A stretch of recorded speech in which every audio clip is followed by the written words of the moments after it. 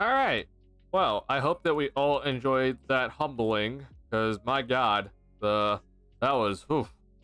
This Thunder team, man. It might be the year for them, and it's gonna be fun watching them in the playoffs. So can't wait to see how that's gonna work out. Found out that Stacey King, even though he's from Oklahoma, is a verified Oklahoma City Thunder hater. Um, but yeah, this honestly I think was kind of the most expected thing, unfortunately. I hope a lot of Bulls fans were not coming into this game thinking we were going to win this one, because I had a feeling it was going to kind of go this way, because of just this team is just insane. You want to talk about a horrible matchup for the Bulls? It's this Thunder team, just in a nutshell, and we got it tonight. So everybody was honestly pretty awful besides Matas Buzelis tonight, and I think honestly, if there's anything I'm going to be taking away from this, is that Buzelis looks pretty good. I won't lie. Like that, the fact that he was able to create his own shot and find ways to still get shots up in the interior over this Thunder defense. He looked really good out there. On both ends of the floor, he had 4 blocks, 3 on Chet Holmgren, which is awesome. So gives me a lot of confidence in Buzelis' future, especially on the defensive end. The fact that you're blocking Chet Holmgren, like first play of the game, blocked him on a layup attempt. And then we saw him block him again in the first quarter on another layup attempt. And we're talking about a 7-footer that is very, very agile and has had a very overall nice season when he's healthy. Like, this is a guy that I think is going to be an all-star moving forward. And we just see that Buzelis is able to take it to him. And Holmgren's taller than him, right? We can argue who's more bigger in terms of overall size, but Holmgren's taller than Buzelis. And so the fact that we saw Buzelis block Holmgren is awesome. So I'm very, very, very impressed by that, and I'm hoping that's going to continue for Buzelis. Career high 4 blocks for him tonight, so that's cool to see. And then yeah, on offense, like some of the shots didn't go down for him, but he just was able to create his own shot, even against like Isaiah Hartenstein, I guess against Chet Holmgren. Didn't matter who was really out there guarding him, but Buzelis looked really good. So happy to see that for him, and he really was showing out tonight. Unfortunately, still a rookie, still missed some shots, but it is what it is for him. So really nice game from him. Other than that, I mean, I don't really think there's anyone else to talk about. Like, this game was pretty awful. Patrick Williams did more than usual, I guess, which is, I guess, something we can, like, clap and be like, wow, look at that. The guy's getting paid $90 million did more than being a bench player tonight. Interesting. Like, Patrick is just making me lose hairs, man. This guy is just so disappointing. 4 threes tonight. He had a pretty nice early start to the game when he checked in early. So shots in for that. It's just so meh, because that game against Dallas is so disappointing from him. So it's nice. I'll give it to him. I'm just not that overall, pleased just with how Pat's season has gone. So pretty big humbling tonight, I think, for a lot of Bulls fans. I hope that this wasn't too disappointing for a lot of people, but I mean, look, bro, I've been kind of saying that this Bulls team is no contender. So if you thought this Bulls team is going to come out of the Eastern Conference, then I got news for you. But I do think that this is kind of a good reality check for some Bulls fans, but also just for the team. I think defensively, you can kind of tell the problems. But the biggest thing, and this also goes from the last game against the Mavericks, is that the turnovers, man, I don't know what it is. And you can even argue there are some bad turnovers against the Lakers as well. But the turnovers, man, this just cannot continue. You have 4 turnovers between Giddey and Giddey and Kobe tonight. You can't have your 2 main guys combined for 8 turnovers. That's it. That's not allowed against this Oklahoma City team. You just can't do that. That is inexcusable by those guys. Vooch also had 3, which is inexcusable by him. But then just in general, everyone had a turnover tonight that played besides Javon Carter. So turning the ball over against any team is horrible, but turning the ball over, especially against this team, is basically asking for death. So look, I understand that this is the Oklahoma City Thunder team, and everyone's gonna be like, oh, well, I mean, they're the best defense, Duncan. I get it.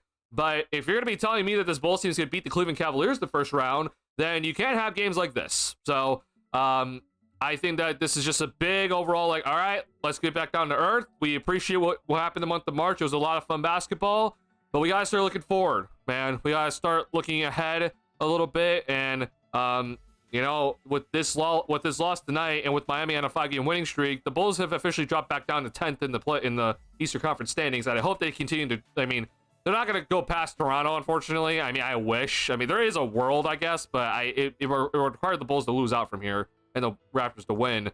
But I hope the Bulls can just continue to go further down and hopefully get below Portland here, because it would help a lot in terms of just the overall draft. But I think this month has been fun. I really enjoy the Bulls playing to their identity, and even in this game, they continue to push the tempo, continue to rack up the assists, which is good. But once again, I do think that March is a weird month, and I think that we have to understand that this team is very far away from being a contender, like how some Bulls fans want to believe that we are. Like, a lot of Bulls fans think that we're just a move away right now, and I'm just like, listen, bro, if you think we're just one move away from being a contender, I don't know what to tell you. Like, this team is a long ways away. So I want to open up with that. Once again, I think Buzelis looked really good tonight. This, even though it's a beat down from the Thunder tonight, this actually gave me a lot of hope for Buzelis moving forward, because he is really showing a lot of promise when it comes to his overall game. The blocks, to me, is just so impressive. Like, the fact that you're blocking Chet Holmgren three times in this game is incredibly impressive to me. So I really hope the Bulls have a defensive superstar in their hands, because that guy, if he's able to guard, you know, basically 1 through 5, or 5 on like certain occasions, then that's so awesome for this Bulls team moving forward. And it's going to give me a lot more confidence in the defense and how they build the team. But the other side of the ball, bro, the turnovers are the biggest problem. You know, everyone's going to be complaining about the missed 3-point shots. I'm not necessarily complaining about that too much. Like, you got to shoot your threes, especially against this Thunder team. The Thunder don't allow you to get into the paint. They're just like, no, you don't get into the paint. We're going to make you stay on the perimeter. So you have to make your threes. So you have to shoot them. You have to make them. The biggest thing to me, though, is just that the turnovers and the bad decision making throughout this game was pretty astounding. We're trying to drive into 2 defenders, and it's like, listen, like, you can't do that, right? Especially against this Thunder team that have some of the best hands in the league. You just can't do that. We got guys clearly just not ready to shoot the balls at some moments tonight, but we also just saw, even though I give the Bulls overall praise for their their good pace and continuing to run, I mean, I hope we all remember the moment where Stacey's yelling, "Patrick, run!" Like, I mean, as much as I disagree with Stacey King a lot, like, that's also one of those moments where it's just like, what are we doing? Just lack of intention on offense tonight for certain moments, and the turnovers were part of that issue. But then also, just, you know, there's just some moments where you're just like, guys, like, if you're gonna try to score against this team, you gotta go out and score in transition. And I thought the Bulls didn't do enough of it in certain moments. But overall, though, they continue to play to their identity, to continue to push the tempo, especially after made buckets. I appreciate that. Continue to shoot the 3-ball. You know, as much as Bulls fans hate it, keep shooting it. I don't care how many you miss. Always shoot it if you're open. But yeah, the turnovers gotta get cut down. So I guess I was expecting this, but I was also just expecting a better effort. And I'm not saying the Bulls, you know, I didn't expect the Bulls to be like only lose by like the single digits or anything. Like, I expected a double-digit loss tonight, but I did not expect to give up 2 40-point quarters to this Thunder team. And the fact that we did that, I think, is a big red flag. So again, I'm aware this is the best team in the league right now, but there's a ways to go. So a lot to kind of just think about from the Mavericks game into this one now, because I think this is kind of a concerning little bit right now. So, all right, nice opening spiel. Appreciate y'all checking in on the stream tonight. Thank you for giving me the Saturday off. I apologize for missing Saturday's stream, but I had to miss that one because I play Valorant on Saturdays. So I appreciate y'all letting me take that day off. And we are officially back. We have a game, obviously, tonight to talk about. We can talk about the Saturday game as well. And then we have a game tomorrow. So Bulls play the Raptors tomorrow. So we'll preview that tonight as well. And we're gonna look at the standings, and hopefully Bulls get a better draft spot now. Hopefully, we'll see. Let's go. Happiness of Jay Will's face playing with Gay, especially when he tied up for the ball, was beautiful. I mean, yeah, that I unfortunately, when I look at that moment, I look at like, I don't know what Giddy's supposed to do there. Like, more so just like you shouldn't put yourself in that spot. But yeah, it was pretty funny to watch that. So yeah, that was a cool moment. Seemed like the Thunder fans really were receptive to Giddy, so that's cool. But yeah, I hope that you know, Giddy had a nice overall return game. In general, and obviously not the game wasn't good for him, but just overall, just nice return to OKC. Because you and Chet came over, how close Chet, Giddy, and J-Bar, especially watching the OKC team, it looked sad after they parted. Yeah, I mean, I wouldn't be shocked if he was sad. You know, he grew up with those guys for, you know, about 3 years, so yeah, makes a lot of sense. THT went on such a run. He did, bro. Yeah, that THT and Javon Carter, they deserve a lot of credit for, you know, actually coming out and performing in garbage time. You know, it's not anything spectacular, but it's, you know, hey, at least you went unperformed, unlike the rest of this team tonight, so good job. After all my talk across the terrible game, the block by Carlson was very impressive, I won't lie. That block on Julian Phillips was very, very impressive. But then he had that free throw that was just like, oh boy. Yeah, I think Carlson, unfortunately, is just very raw still. I know that you love him, obviously Australian, but yeah, I think Carlson overall is very raw from what I've saw tonight. You know, I see some potential in him. I'm not saying I'm like, oh, I'll give up on him or anything, but like, he's very raw, so he has a lot of work to do, I feel like. I was a negative 39 possible in 23 minutes. I think Dalen Terry earlier this year had like a negative like 22 in like 7 minutes or something like that, so it's very doable. This Thunder team obviously is one of the best in the league, so I mean, hell, when you give up 40 points in 2 quarters, like negative 39 is really not that hard to do. But you know, it is what it is, right? I think box score is not a good thing to look at today. I think the box score is that everyone sucked except Buzel's tonight. So that's the way I genuinely look at the plus minus. It just genuinely does not matter. The team sucked. So negative 39, well, it's doable when you give up 80 points or 85 points in 2 quarters. That's all I'll say.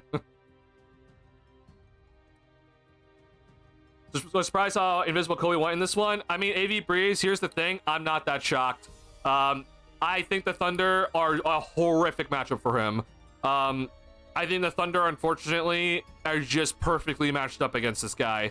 As much as Kobe, like, his streak officially came to an end, right? But Kobe, he's been incredible recently, man. And I give him a lot of praise for everything he's done recently. He's averaged, I mean, besides coming into tonight, he's averaged 29 points per game in the month of March. He had the best true shooting percentage out of all people, like, averaging 25 plus points per game, I think, in the month of March.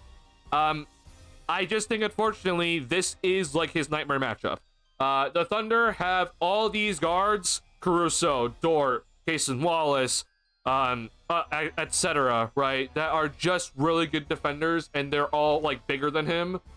And then you're running into Isaiah Hartenstein and Chet Holmgren on the interior. Like, it just, he has nowhere to really have, he has no advantage anywhere, right? If you try to seek out the mismatch, like, the length kills him there against the bigger guys. The guards, he just doesn't have the size advantage against these guys. So it to me, unfortunately, is just a nightmare matchup for Kobe. I'm not gonna take this as like, oh, see, he came back down to earth or anything like that. I'm not saying that.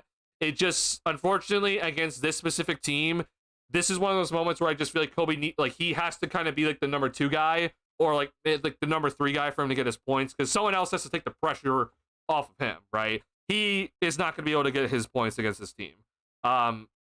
It's just reality. I mean, this team is so good defensively, so like you need that, you know, superstar for to open up some shots for him, and he just had no separation tonight, right? The Thunder were pretty much on him like glue. They were swiping at the ball whenever he drove, and it led to a lot of turnovers for him. This isn't too shocking to me, honestly, that Kobe struggled tonight. This is kind of like a nightmare matchup for him defensively. So I'm not really shocked by it. Again, I'm not saying that, oh, Kobe came back down to earth or anything like that. I'm not saying that. I'm just saying that this is like, I'm not shocked that he struggled tonight. I think, honestly, he can go back out tomorrow and put up 25 against the Raptors pretty easily, assuming that he's healthy and everything. So, yeah, I think, you know, it's a bad matchup for him, and overall a horrible matchup for the Bulls. But another just indicator like, hey, let's just understand where we're at as a team. Kobe's great. He's been awesome recently. He's just not a number one, you know, and I think that's okay. His season could have been over a 50-point blowout if they played it in the fourth quarter. Oh, for sure. This definitely could have been a 50-point blowout if the Thunder just kept trying. But you know, both teams went to their bench early, so yeah. I was happy overall with Buzelis these past 2 games. Yeah, I think Tyler, these past 2 games, like the thing that we need to take away from this is just that Buzelis has looked really good. I think that Mavericks loss, honestly, is I think a very, very disappointing L.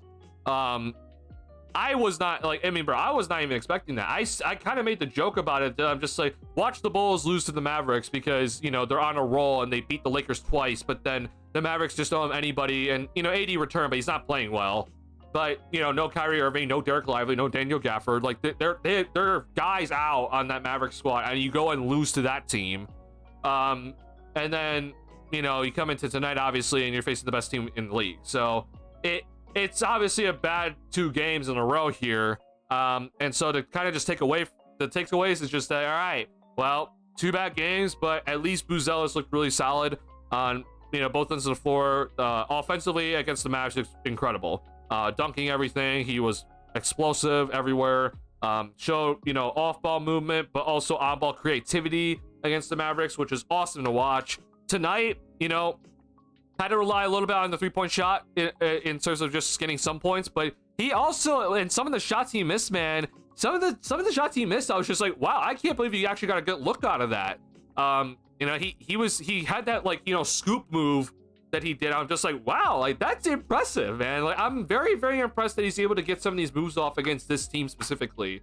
You know, Viper Strike and I were tweeting at each other, like, you know, he might honestly in this game was kind of showing like he's the one guy on this team right now that like he can reliably kind of create his own shot if he can kind of get to that level, because of his size, his athleticism, and his overall length. Like, that's a great sign for this team moving forward. If he can do that, bro, like that's humongous. Defensively, obviously tonight was huge. I'm so impressed with his defense tonight. He had some miscues, especially on some rotations, I won't lie, but you know, the individual defensive level was incredible tonight from him. But yeah, I'm hoping that this continues just kind of for the rest of this year, because we were kind of talking about him like maybe hitting the rookie wall, and you know, it might be time for some less minutes for him. And that was all right if he got less minutes, but you know, he's played well the last 2 games, and honestly, I hope this continues for him so he can, you know, these next 7 games can just be like a nice ending to the season and go into the off season with some nice games on, you know, and hopefully build up your body to be ready for the next NBA season. He has looked all right in garbage minutes. Yeah, I thought the guys that came in garbage time were doing pretty all right. Smith looked pretty solid. I thought Phillips looked okay. You know, obviously Javon Carter and THC were doing pretty well. I thought you know, DT was also okay in garbage time. Again, though, we need better play in the starting lineup from some of these guys or earlier on. Pat also looked okay in garbage time. That's, you know, that's nothing spectacular though. So yeah. Who's blocking Chet up in is the bright spots for sure. Oh, I mean, yeah, those I think should be just kind of like, all right, here are the highlights of this game. The 4 blocks by Bounces Buzelis, and we move on. Nothing else should be shown, honestly. I expected this. We don't have a chance against teams that are built like this slow. Cavs Thunder would kill us even if we're missing people in any double big lineup smokes us. Oh, for sure, bro. Like, I don't even think Homegrown or and Harsley even had like that great of a game tonight. It's just that it's the specific matchup with the Thunder where they just have so many guys that can score in the interior. And then obviously these 2 bigs that are just so agile, like they kill us. You can just tell that the Bulls were so scared of their vertical gravity throughout the entire game. And then we're losing Isaiah Joe, which is just like, Stacey King was kind of shocked by it. And I'm just like, I was pissed off by that because I'm like, bro, listen, that Isaiah Joe killing the Bulls should not be a surprising factor at all. Isaiah Joe last season averaged 17 points per game against the Bulls in 2 games. He hit 8 threes. He shot 8 of 13 from 3-point range last season against the Bulls. This is not a surprise, all right? It seemed like Stacey King was a little bit shocked by it, and then he's just like, why are the players, you know, not aware of it? And I agree with him there. I'm just like, why are the players letting Isaiah Joe get wide open tonight? Clearly they're not ready for him. Like, they don't know who they're guarding, which is really stupid because he absolutely torched you last season. And he just killed you again tonight. So don't know what's going on there. But yeah, this matchup is a nightmare for the Bulls by far. But also just in general, like superstar MVP caliber player is SGA. You have Jalen Williams, J-Dub is also an all-star. And the Bulls right now don't have any all-stars. As much as people want to believe that Kobe and Giddey are going to become all-stars next season and, you know, ideally Buzelis down the road. But I mean, right now the Bulls just don't have any. So, like I said, we're a long way away from being a contender. I think a lot of Bulls fans need to understand that. I think tonight's a good showing of that. But, you know, I hope that we can take some of the positives of like, hey, Buzelis looks damn good. Bulls continue to play their identity. A lot to work on. Turnovers are something you can clean up, hopefully. You probably don't win the game if you have less turnovers, but you could at least, you know, make this look a little bit better, right? Nobody watching that loss, so see plays great basketball that's enjoyable at least. I mean, I don't really mind this loss either. I mean, in terms of the overall standings for us, I'm just like, hey, this is a great thing for us overall because we're officially now 33 and 42, so we're back to 9 games under 500. But we're officially under the Miami Heat, which is great. I'm glad to see that. As much as I know Bulls fans hate me saying that, but I'm just like, hey, this is good. Get lower. We have a game against Portland upcoming here, so if we could lose that game, that would also be fantastic. And it would really help the Bulls' overall draft standing. So right now, we are, I think, a half a game above Portland, right? Oh, no, we're a full game above Portland. So we're 1 game above Portland. So, you know, that could be made up in that Portland game. And I don't, unfortunately, think the Raptors can beat us in the overall standings. I mean, there is a way, like there is a world where they do that. But they are on a 4-game winning streak. But, I mean, I'm going to assume the Bulls win tomorrow, which might be a pretty bad assumption considering it's a back-to-back. But I'm going to assume the Bulls win tomorrow because the Raptors are really trying to be bad. I know they've won 4 straight, but they've had their tanking ways this year. And, you know, hopefully then the Bulls can lose to Portland and then lose enough games and Portland wins enough so that we're below them. Ideally, we're also below San Antonio. It's, you know, it's very doable, but we'll see. I think San Antonio might just kind of kick the can in as well pretty soon here. Next season when the Bulls play the Thunder, they need to put either Iyer or Alonso on Isaiah Joe. Only bright spot for the Bulls in this game, in my opinion, is Montes. He had 2 or 3 block shots on Chet Holmgren. I agree. I completely agree, Christopher. That's definitely my bright spots. I'll give Pat a bright spot a little bit as well. He played a better game than usual tonight, which is just like, I hate saying that as like a bright spot, but like we're at this point with Patrick Williams where it's just like, hey, if you give us better than bench play, then oh my God, we're very thankful for it right now because it sucks that we have to say that, but he's just been awful. So I'll give Pat also that. But yeah, it's definitely just Buzelis and is the main bright spot. I'm honestly both ends of the floor. He didn't really score a lot, but he showed me a lot tonight. Also, I'm not tripping at all until Vooch is off the court. He's more than just the liability defensively. Calling me a liability is a compliment. Yeah, he's a traffic cone. That's definitely what Vooch is on defense, bro. He is just... I am very sick of him at this point. I think I've been pretty sick of him for a while on this channel, so it's like that's nothing new. But God almighty, man, it really sucks watching him because it's like, I don't think this team is good defensively at all, but then you're also here. And, you know, if there's like any sort of like okay possession defensively, he just ends up being like, he ruins it. So I'm definitely for like, God, we gotta get rid of him soon, please, man. And the shooting variance in the first half got them spooked. I mean, listen, bro, we like that neither team was really shooting that well initially, right? We saw the Thunder, like, they weren't really shooting that amazingly in the first, like, 9 minutes. So, like, the Bulls, like, you had your chances, right? The Thunder weren't shooting that great to open the game. Like, you had your chances to kind of build yourself a lead. And you just also couldn't make a damn shot. So, that's, you know, my as much as I want to say, it's just like, wow, like, they came out of the gate, like, rolling. Like, they really didn't. Like, the Thunder really didn't come out of the gate rolling, you know? So, like, it wasn't like a punch in the mouth, if that makes any sense. So... that's just kind of where I'm just like, you know, as much as I want to say like, wow, shooting variance, like the Bulls just kind of folded a little bit from that. They really had their chance to kind of keep themselves in the game early. they just didn't make any shots, right? So the Thunder were missing, and you were also missing, unfortunately. And the misses continued to pile up as we continued. So obviously the Thunder then came alive in that second quarter, and it was over from there. But yeah, not happy overall with how that kind of transpired. But you know, this is Thunder, right? Kind of just like, it's a nice humbling at the end of the day. We're talking about the Mavs game. I mean, yeah, we'll definitely talk about the Mavs game a little bit. I wasn't able to fully watch it, but I got at least, I think, a good chunk of it. And so yeah, we can also, I have the recording obviously, so yeah, we can also talk about stuff. Carlson is Australian. It is some other dude that's Australian. Okay, oh really? Oh, I thought Carlson was Australian. My bad. Freeland can guard all over, and Kobe really is no ally against OKC and is back for sure. I mean, look, bro. Like again, this is the reason why I think Kobe is like, has to be number 2. Like he's not your number 1. And that's not me hating. That's just me, just where I'm at. So, yeah, I like Kobe can, if Kobe could go and be a number 2 and average 24, like awesome. That's fantastic. Is he gonna do that? We'll see. But yeah, this is just like a prime example of why he just can't be number 1. When you have a good defense, I feel like teams can really lock in on him. And we saw it tonight, unfortunately.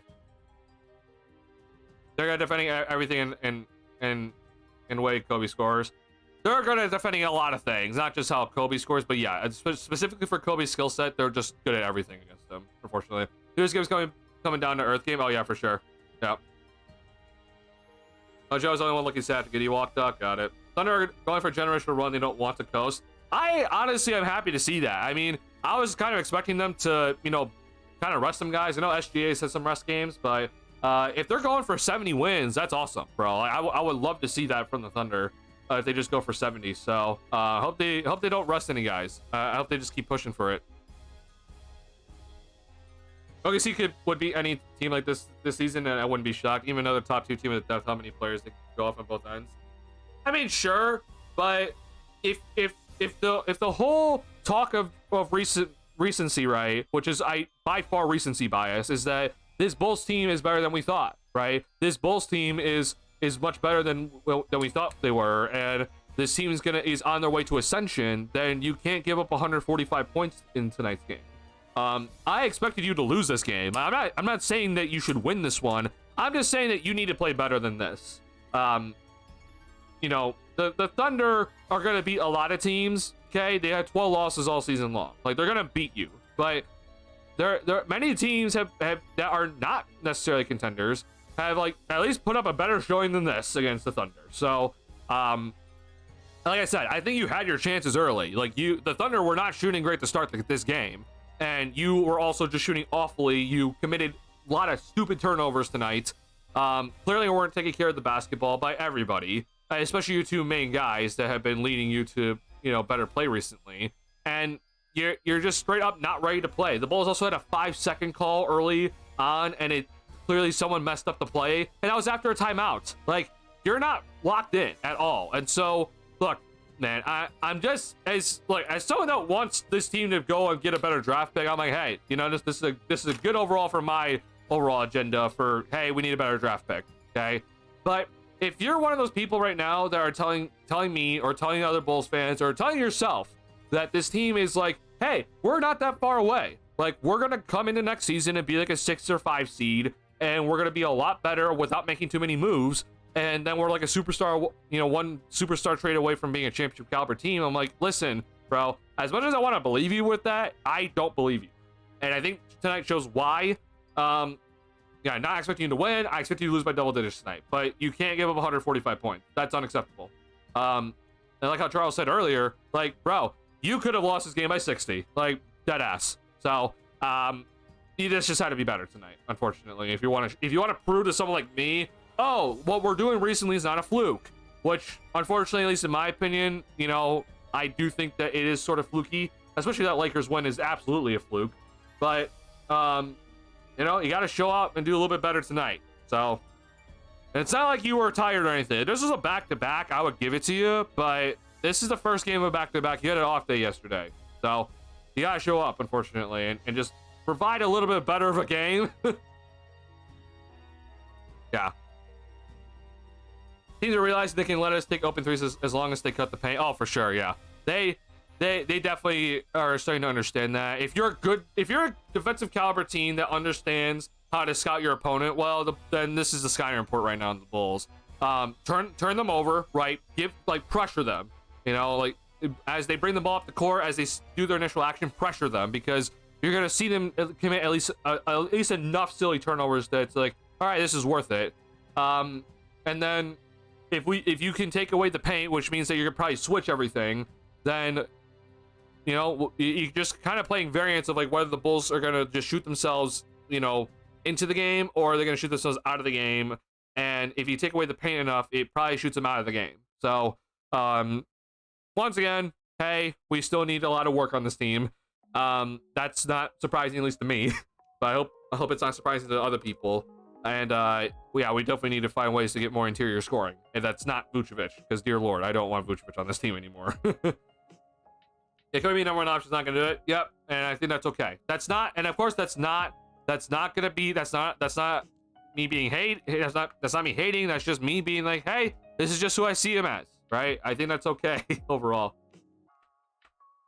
First, I want us to win everything, but I'm more focused on how Kobe, who's us, and Getty, and seeing how everyone else fits in the roles and whatnot. The problem is, though, Tyler, is that as much as I want to see how much like people fit into the roles, like I just think that core alone is not enough, right? So I want to see these guys develop, obviously, but in terms of how they're gonna play with each other, it's kind of hard to look at in terms of like what the future is.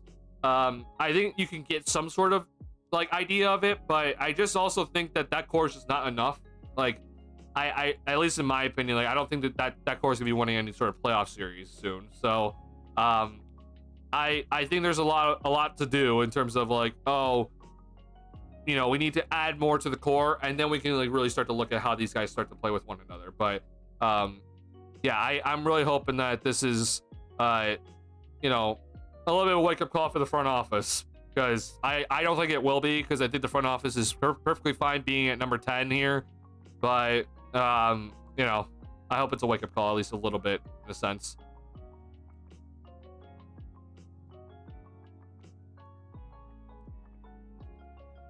Very different kinds of wait, sorry. I'm excited about OKC versus Rockets Central Conference Finals with how they are playing. So many different lineups that are different, including both having effective double big lineup. Adamson and LP, I've watched the last few are playing several minutes very positively, the last few, which is crazy, but it's working, right? Very different kinds of double big lineups too between OKC and Rockets. I mean, yeah, obviously OKC has like the defensive guys that are very agile, can guard almost like every position. Şengün is probably the best offensive player between all of them. You could argue Chet is maybe the best, but Adams is not really much of a shot blocker, but he's a hell of a rebounder. So yeah, it's very, very different overall styles. Rockets play a lot slower overall in the half court, and they rely on their offensive rebounding, and then the Thunder rely heavily on their defense and get out in transition, and then obviously Shea is their focal point. So like it's a very interesting matchup. I just don't know if we'll get there. You know, let's say if it's Rockets versus Denver in the semifinals, like I don't know if we get there, right? But I'd be definitely interested to see if that's something we're going to be looking at in the West. But yeah, I'm very excited for the playoffs, bro. I'm very excited to watch all the teams. Kobe Matos, get your high if you think those players will make a Bulls a playoff contender. I mean, I don't think Tyler was saying that. I think he's just saying like he wants to see how they play, right? So yeah, I don't think Tyler was saying like, oh, he thinks that's going to be the core of the future. But I'm also just pointing out, like, I don't know if like we have all the pieces, right? So it's kind of hard to gauge the core, like those three guys, until we have like everybody that we think we should have. So because like, for example, like right now, like if the Magic didn't have Banchero, like how would you kind of rate them? Like, I mean, maybe you think Franz Wagner is like going to be your number one, but it's like it's also kind of hard to gauge them. Of like, well, we want to see this young core, but like maybe Jalen Suggs has a bigger role than he does right now.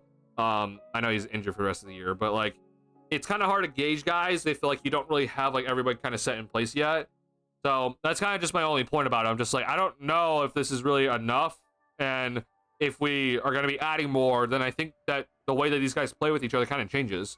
Yeah, I'll definitely be interested to see how they continue to develop, but they're going to have to, you know, I mean, once again, I still don't know how this Bulls team gets a superstar on the roster. So, you know, either way, I mean, I hope that whoever this, you know, pick you're going to be adding, and that's ideally in the lottery, this upcoming draft, like, I hope that that kind of also changes the formula a bit. So it's like, hey, we have another guy here that has some really nice young potential. And I know everyone's saying it's like the 11th pick or whatever. Like, well, Buzelis was 11. So if we think Buzelis is part of this, you know, changing of the core and the potential of this roster, then, you know, someone at maybe number 10 might also be that. You know, it's not Cooper Flag, but who knows, right? So I hope that whoever this draft pick is going to definitely kind of, you know, be part of this core moving forward and kind of changes the overall outlook, but we'll see. Can't even try to defend people against you anymore. It's just bad. He's not a defensive guy at all anymore. Pretty much a hole on the floor offensively. I mean, yeah, tonight he hit his threes, which is like, that's like the one thing that he can kind of do. Like, not even this year. It's like, it's not even that good this year, but like, he can at least kind of do that. But that game against the Mavericks, bro, like, he had more, I think, turnovers and missed shots than he did in terms of rebounds, assists, and points or something like that against the Mavericks. Like, he was that bad against the Mavericks, and it was just so appalling because it's just like, bro, the Mavericks don't even have everybody, Brad. Like, the Mavericks don't have everyone, and you're playing like this against some of their bench guys. Like, it's just not good. So look, again, I'll give Pat props tonight. Like, he hit 4 threes tonight. It's not anything spectacular. I mean, hit some threes in garbage time, but it's just unfortunate just to see, like, you've somehow gotten worse this year, and the bar was already low. I've given him a lot of grace in terms of, like, you know, injury stuff, him coming back, having a nice little run here and there, but it's just at that point now where I'm like, I just expect bad play. And as you listed in that core earlier, like, you would hope that Patrick Williams would be part of that core that you just listed. He just isn't, right? Like, Matas is very clearly jumped Patrick Williams in the overall, not just depth chart, but the overall kind of understanding of who the core pieces are. And, you know, honestly, that might have already happened even Matas wasn't even here. Like, Pat just gets completely removed from that idea. But yeah, man, it's just disappointing to see. So, you know, it's funny because, like, I've talked to some Bulls fans about how they still think Patrick Williams has time to grow. Like, it doesn't really, you don't really have much of an argument when the guy is having arguably his worst season of his career, is now coming off the bench when he's been mostly a starter his entire career. And I understand it's like, hey, bro, like, he's only 23. But let's be honest with ourselves, bro. When you're shooting under 40% from the field and your 3-point percentage is like the only thing that you kind of have going for you is worse, and somehow you're averaging less points per game than the season he only played 17 games in, like, it's not looking good.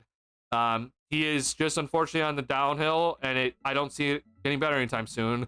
Like you said, Tyler, earlier, like, defensively, he's just not anything special. You see what Buzelis does in terms of defensive playmaking, defensive impact, and then you see what Patrick Williams is doing right now. It's just a clear-cut difference. So I just really am frustrated with how Pat has looked. His overall impact is just very, very low. I hate to always go to this stat, or sorry, not this, but go into his shooting overall kind of numbers, man. I mean, he's shooting 54% at the rim. That's inexcusable. Dunks is at a 66%. He's only attempted 18 this season. He's shooting 45% on layups, bro. Don't know how that's possible, but somehow it is. Not good. Just straight up inexcusable everywhere. So, you know, he got paid, so, like, he doesn't really have anything else to play for right now besides, you know, his own personal confidence and own heart. But man, it's very frustrating to watch. So hope Impact can figure this out, but I am very, very disappointed with them. So, you know, nice job tonight, I guess, but, you know, considering that he had an absolute dud against the Mavericks, like, this is nothing for me, unfortunately. What a game. What's going on, Delbert? Let Giddy Walk start Javon Carter. Yeah, let's start Javon Carter from here on out. That'd be a fantastic idea.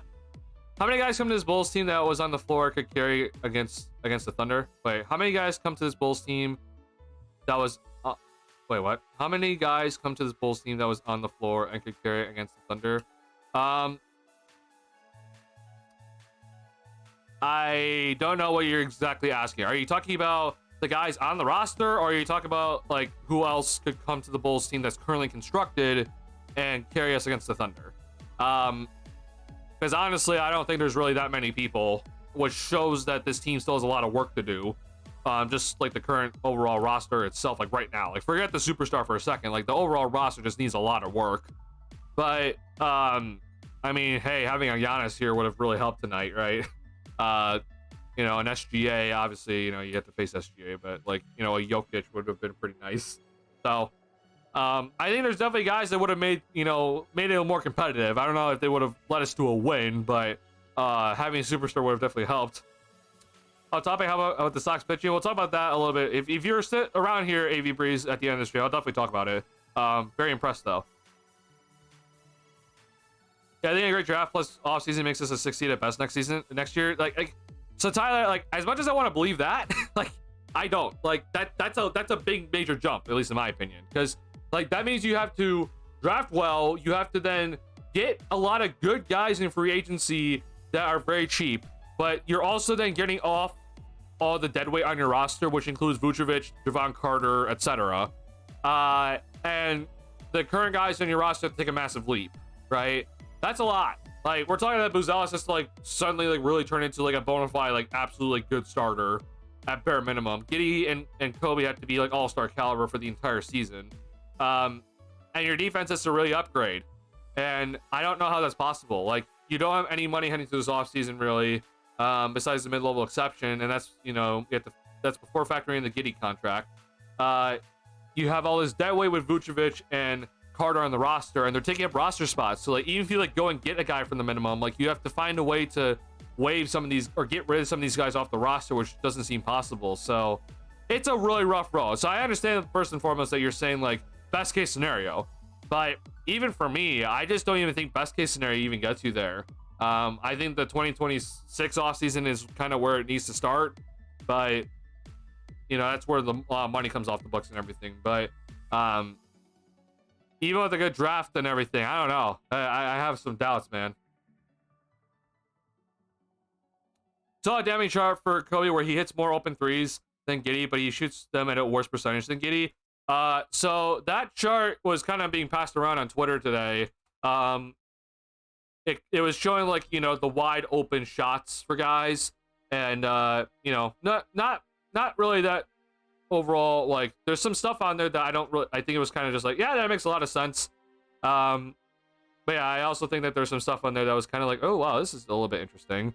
But this was the NBA University chart that got released today. It's like, okay, so like these are the top 50 players that had the overall in terms of attempts, most wide open shot attempts in the league. And you know, you see here like, hey, Kobe has had, you know, has overall taken a lot of wide open attempts. Unfortunately though, he is shooting worse in terms of wide open field goal attempts than Giddey is. So yeah, I'm not overall like shocked from some of these other stuff. Like, you know, seeing Zach up here is not that shocking to me, because if Levine's wide open, he's gonna most likely drain it. But you know, seeing a guy like Russell Westbrook down here is also not very shocking. I mean, Westbrook's just not very good overall in terms of his 3-point shots, right? Or honestly, just overall jump shots. Seeing this though is definitely interesting, because Vooch is a little bit higher than I expected, considering how many wide open shots he does take, and I feel like he misses a ton. But this was a little bit interesting. Giddey doesn't, you know, have that many wide open looks. Kobe's had a lot more wide open attempts, but he's shooting a worse percentage. So overall, they're kind of in the same spot in like a sense, but it is interesting to kind of look at. Overall, though, the one thing that I just want to also point out about this, like, people want to point, like, people were pointing to like Giddey's like wide open 3-point percentage, right? And it's like, I give a lot of credit for increasing that, but you have to understand, like, that's something that you just need to do. Like, if you're wide open, I expect you to at least make it more than half the time. Like, if you're shooting 50% on wide open shots, and we're talking about a guy here that people want to have the ball in his hands consistently and think that he can give you 20 a night, like, you got to make your wide open looks, bro. So like, everyone talking about like, well, he's shooting like, you know, above 55% on wide open threes. I'm like, that's nice. Like, that's a significant increase compared to previous years, but like, that's just normal for the rest of the NBA. Like, that's just something you're supposed to do. So like, yes, that's better in terms of his standards, but in terms of the rest of the NBA standards, bro, like he's got to make them. Like this isn't like a whole like debate. Like you just got to make the shots. So like he went from like being like in like this sort of territory, so he's up here now, which is great. But that's got to stay. Like that's not something that can just be like, oh yeah, we're okay with like we're like you can like dip a little bit lower to like 55. Like no, you got to make your wide open looks, bro. So like Kobe, same thing. Like he's got to make more. Like this is unfortunately a little bit low in terms of his end of like overall player production. Like you got to make some more of these wide open looks. Trae Young. He's very odd with how many long threes he takes, so I don't really count him. But yeah, it's definitely interesting to kind of look at, because it's like you gotta make your own wide open looks, man. Like even a guy like Jordan Poole, who everyone thinks he's very inefficient, like he makes his wide open looks. Yeah, it's interesting chart to look at. If you are interested in this chart, I'll just go ahead and just give you the link to this. It's MU University does a pretty decent job about how the charts are kind of made. So yeah, go ahead and look at that. Well, I'd love to be surprised. Yeah. I feel like if it's the eye test, Kobe clanks open threes, the pressure is too much for him. I think honestly Kobe more recently has done a pretty good job of hitting open threes. The weird thing for him though is just that there are just obviously those games where it's like I need you to hit the open three, right? And we're talking about like early in the year, and it's just like he doesn't make them. Which is the reason why like we have our concerns, right? We have our concerns about him being a consistent 20-point per game scorer or better. It's like you gotta at least hit your open threes, bro. Even having a bad night, like you gotta hit those. So that's kind of the one concerning thing about it. It's just like, all right, like are you able to hit those? He's been doing a lot better of it recently, obviously, but it just hasn't been consistent all season long. So I think overall the chart it kind of makes sense and does a good job illustrating what Kobe's done this year. Max should have pulled the trigger for Kobe.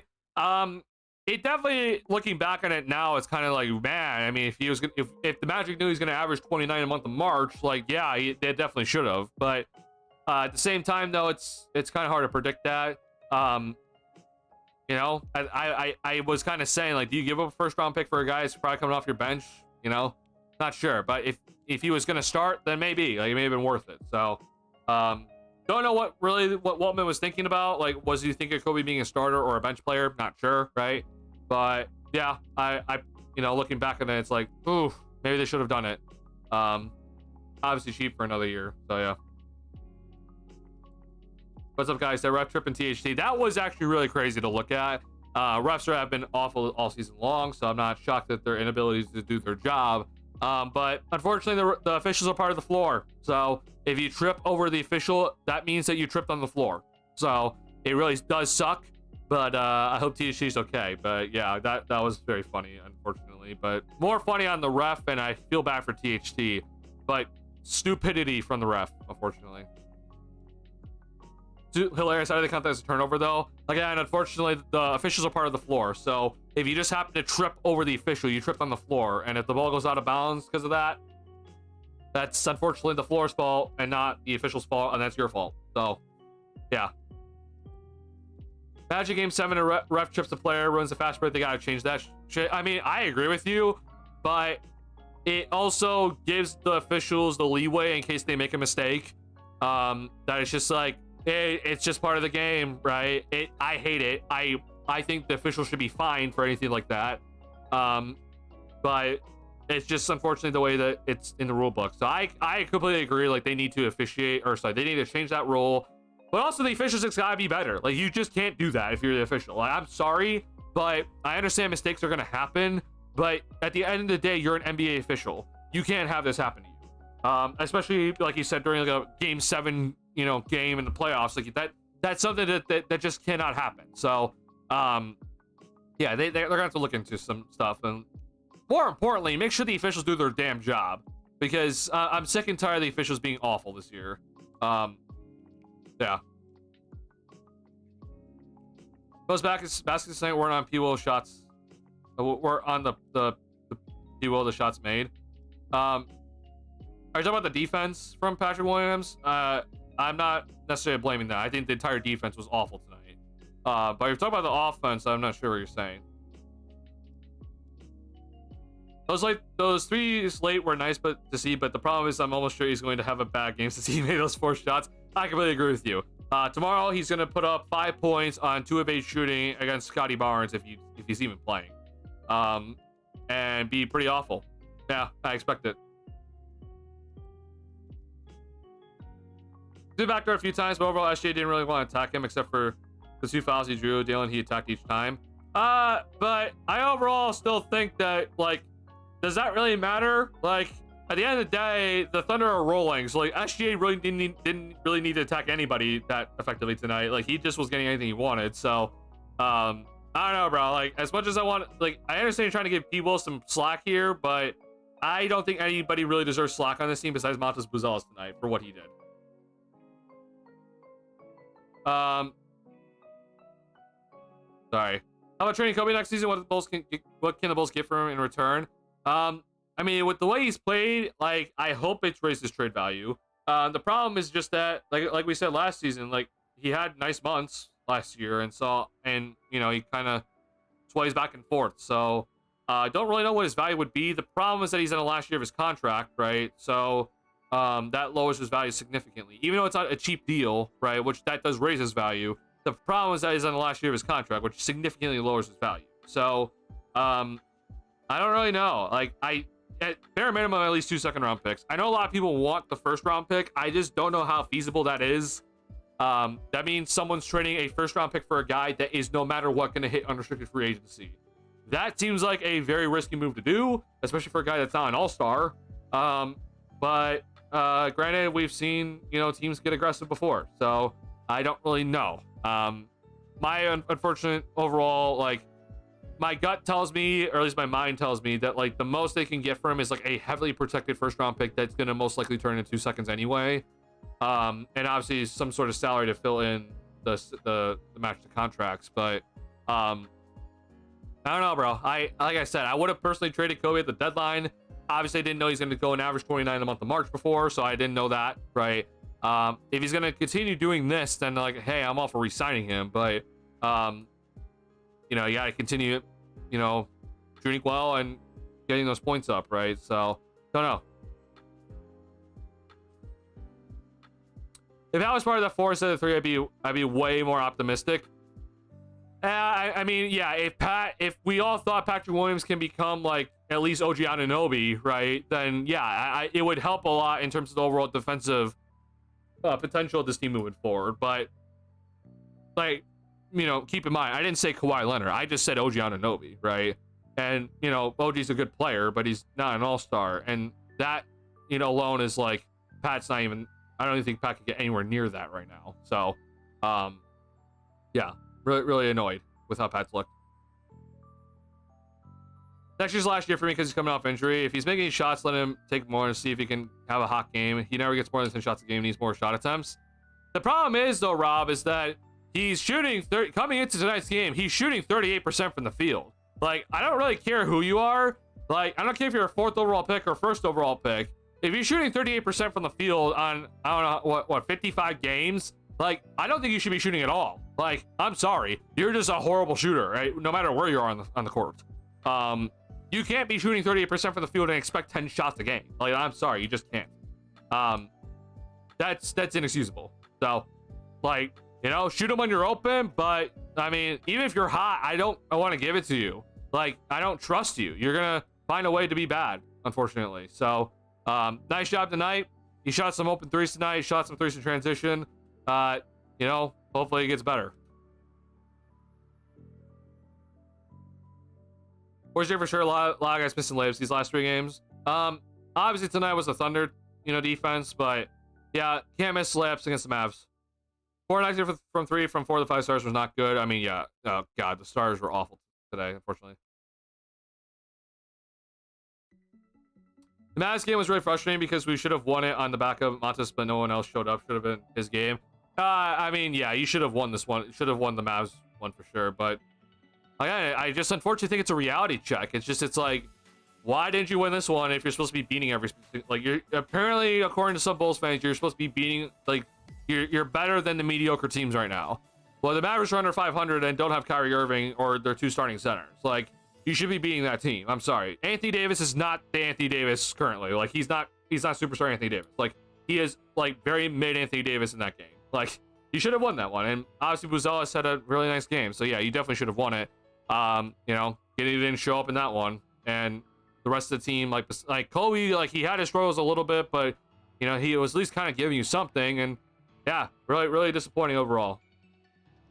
Here we are, check, yeah. Dallas game seemed like everyone was hungover, which is unacceptable, right? Like again, if you're telling me this team's supposed to be good, you can't have that game, right?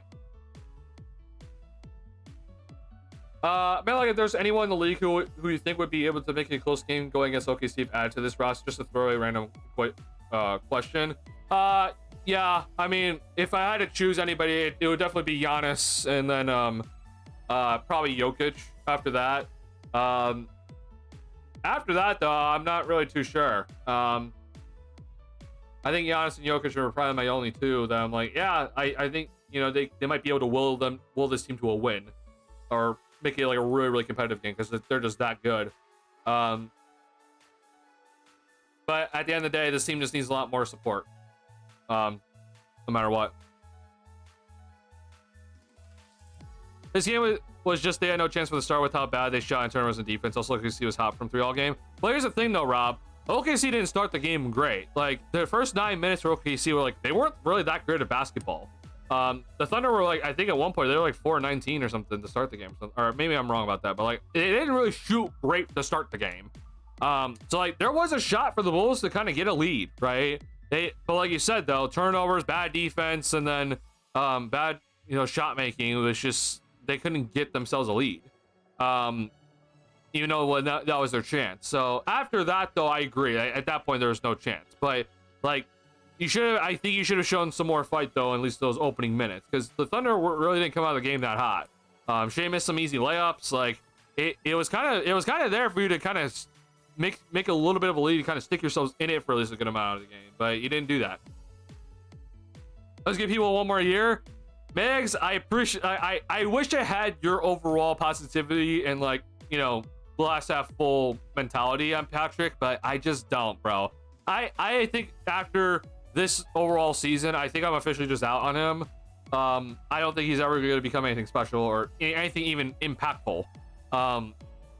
Like we're talking about right now with how he's playing, like it's, I mean, again, forget tonight, but like that Mavericks team was dreadful. Like we're at that point now where I'm just like, you're honestly at like the end of rotation type of player with how bad he's played. I don't want it to get to that point. The reason why he's playing on this team is because this team doesn't have any forward depth, right? This team lacks forward depth, so it's just like, well, okay, well, we have no forwards anyway, so he's got to play. And especially with, I mean, you know, tonight they only had 11 guys, so it's just like, I mean, he has to play anyway tonight, but it's like, that's kind of just where I'm at with them. I'm like, bro, if this team just had any more forward depth and they were just kind of healthy, like, I don't know how many minutes he gets. He's just not been that good. He's been very disappointing. So I want to say one more year. I think I'll have to really think about it as once the season comes to a close.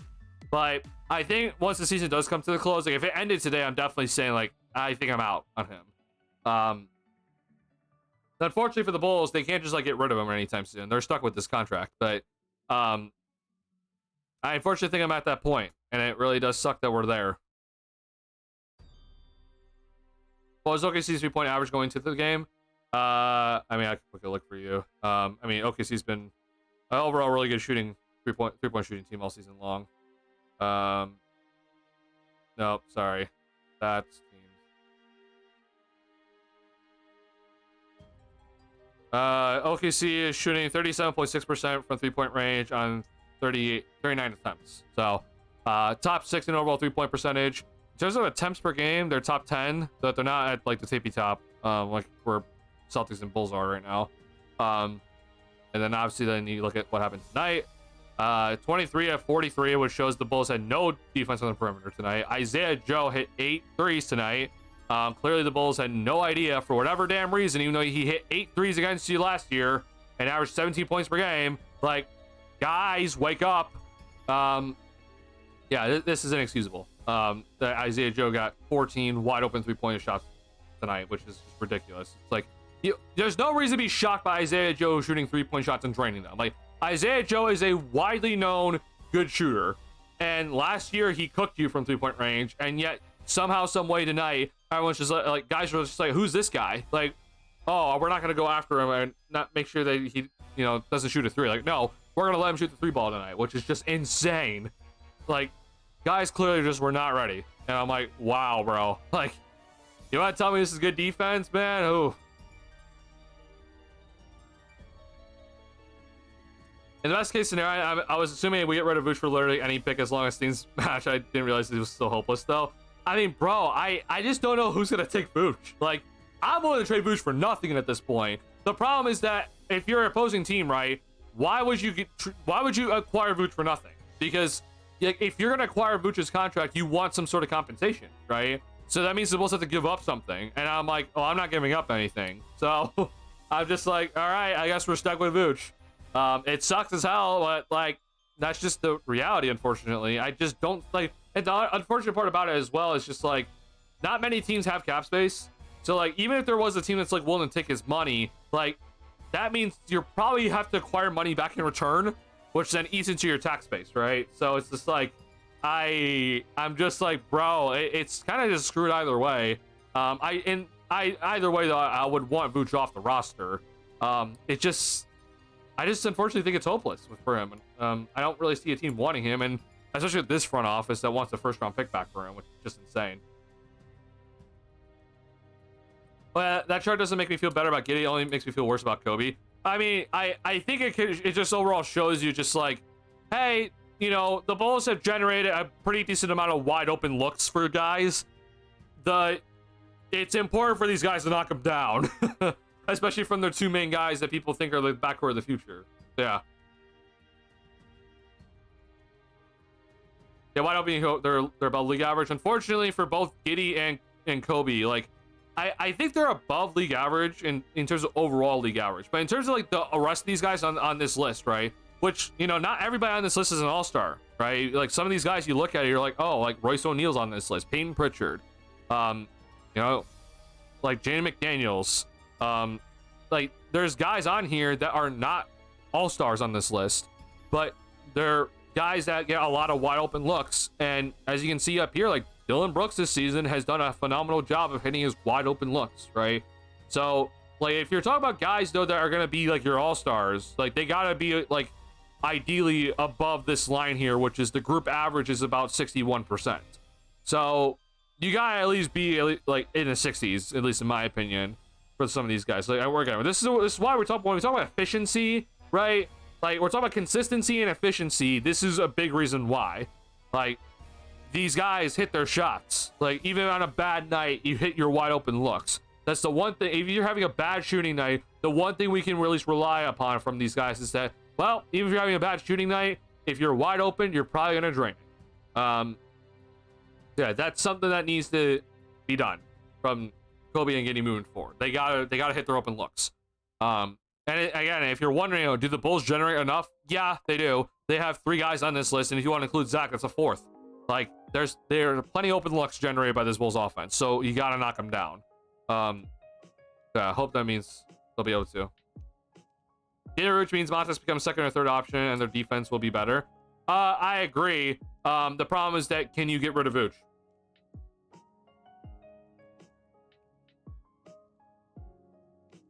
Defensive improvement once Vooch is gonna be more consistent, hopefully. As much as I want to believe that, it does help. I'm not saying it makes us worse or anything. Like, I'm not saying it's like, oh, it's just a wash. My only concern is just like the perimeter defense is still a problem. You know, as much as I want to believe in some of these guys' perimeter defense, like I appreciate what Trey Jones has done, but like I don't look at it as him as like a premier defender. Unfortunately, we can't trust Lonzo's health, but even if he is here, I still think there's still too many holes on the defensive end, because again, you're covering for a backcourt that is not good defensively. So it overall, I think that alone puts you in a pretty big hole. Getting rid of Vooch definitely helps, but you still have to then cover up for the holes on the perimeter from Giddey and Kobe. So, you know, there's a lot of work to be done. You would probably need like a premier defender, like wing defender, to pair along the perimeter guys. But hopefully Matas can be that. But I honestly think Matas is going to be more of like a shot blocker in terms of his defensive impact. So I don't know. I'll be interested to see how the front office looks into this backcourt, how they build around it. But I hate saying that because I know that they're going to do that. But I would not personally build around this backcourt. But you know, they're gonna probably do that anyway. There's not a lot of good defenders on this team, so that explains why they were playing better defensively recently. I mean, yeah, definitely. They're definitely playing better defensively. I'm not saying that they weren't, but it's also, again, March basketball, and the standard for this team defensively is low, like you said. So, you know, better defense from a low standard is just like, well, all right. DPO has shown the defensive intangibles. Billy has said most of these recent games on defense except versus Dallas, but it seemed like everyone played like crap too. I mean, I know Billy said that. I would disagree though, unfortunately. I just don't think P-Will has really shown that much intangibles defensively. I really don't. I think P-Will has missed a lot of rotations recently. I don't think he's done any good job whatsoever in terms of defending the pick and roll. And I unfortunately think on one-on-one matchups, like I guess he's not really a liability there, but like he's not anything spectacular. So yeah, I'm not thrilled. Billy unfortunately is never gonna really call out a player, right? Like if Billy actually thinks a player did bad, like he's never gonna say it out loud. He's gonna like give you the politically correct answer and, you know, hope the player gets the message from it. But you know, Billy's gonna say his stuff. I think you have to kind of read between the lines with Billy. So like, yeah, he kind of has said some stuff about like, Patrick, you know, with his intangibles, like mentality. I hope that Patrick gets the message. Yeah, I'm not thrilled overall. Billy might have lost player of the month tonight. I think he probably did, and that's okay. If he had a shot at it anyway, which I don't know if, like, he obviously had a shot at it. I don't know if he would have gotten it though. He was a good defender. He just needs to do it consistently. Most of the time, he always guards the best player on the other team. Has that been consistent though this year? Like, let's be honest with ourselves. Like, has Patrick Williams this season guarded the best player on the opposing team this season? I'm being dead honest. Because if you were to ask me, okay, when Lonzo's healthy, he's guarding that guy, and then Patrick's not even starting. Like, if anything, it's been Matas Buzelis that's getting the matchup a lot, right? Matas Buzelis has guarded Kevin Durant. He's guarded Pascal Siakam. Like, Buzelis is, in my opinion, has been the guy that's been getting the best, you know, wing player on a nightly basis, okay? And Pat's not guarding, you know, the point guards, right?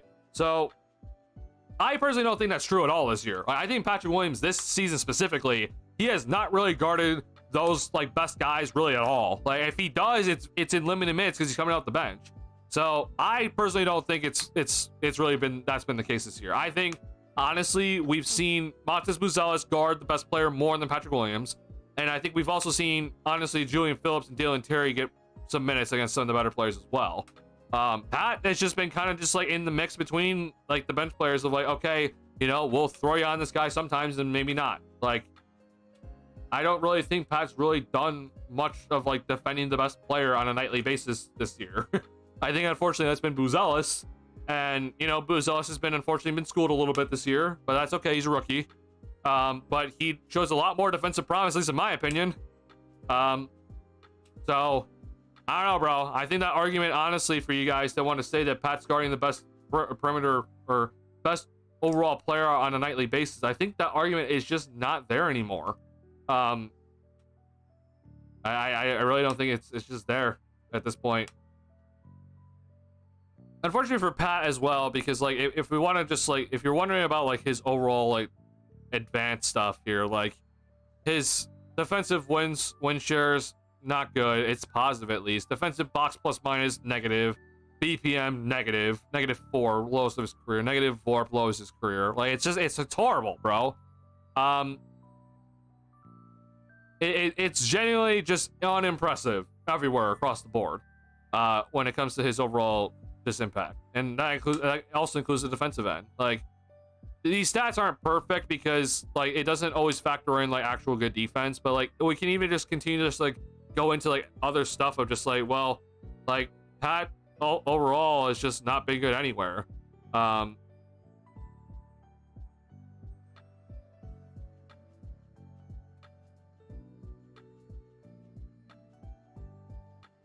Sorry, hold on. I'm trying to pull up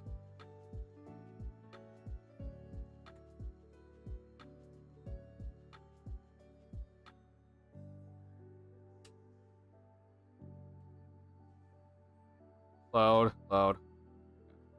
Let's just really quickly look at this. I'm just interested, okay? And it's not these stats aren't perfect, okay, but it's a nice kind of overall like baseline of just like where are we, right? So here we are. Like this is Patrick Williams, his overall estimated plus minus, okay?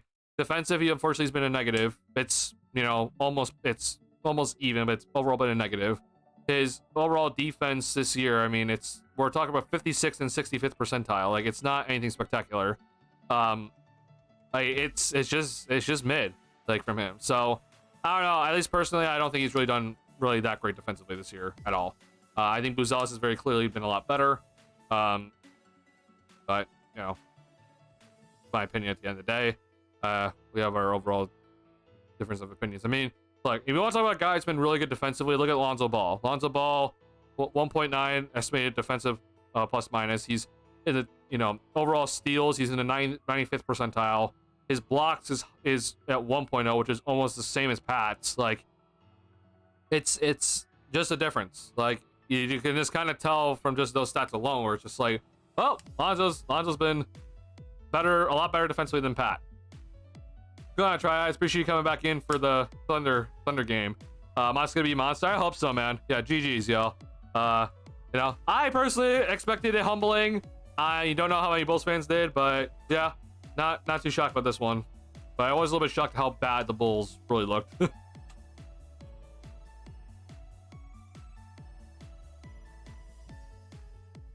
There's no attack people 101. They need to pick to get a body on him, but if he stays in the guy like most times, he didn't try to shoot it. The first play SGA shot on Puel, he missed, and Kobe and Giddey didn't box out Puel, and he took the three in corner after rebound.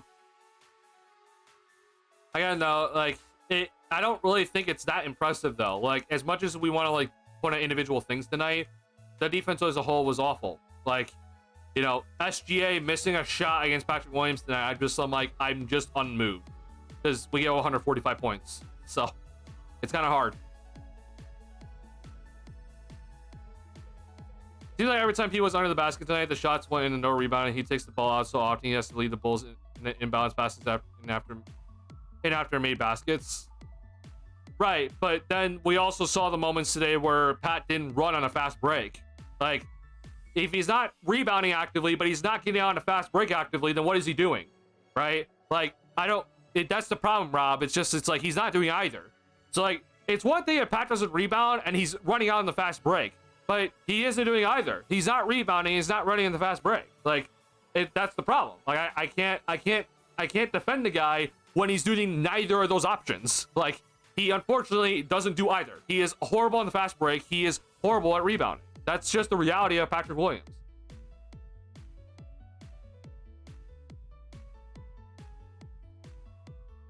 Yeah, it's years worse, but in games you're showing you ride the hot hand, especially games like tonight. Nobody shot well. I mean, even if this hot hand tonight, he shot like what 50% from the field, like, or I guess above 50%. But it's like it's nothing spectacular. He got his 11 shots that you wanted, Rob, but like he doesn't deserve any more, at least in my opinion. He's not that good of a shot creator. Like I feel like if he shot more, that percentage goes way down. So I'm fine with the shots he took tonight. I don't really need him to shoot more. He shot 8 threes, which is way above his season average. Like he shot way more than what we're used to. That's twice as many threes as we're used to seeing him shoot. So if anything, he did what you asked of him tonight. But like I said, I don't want him shooting anymore, because if he shoots anymore, I feel like the percentage goes down.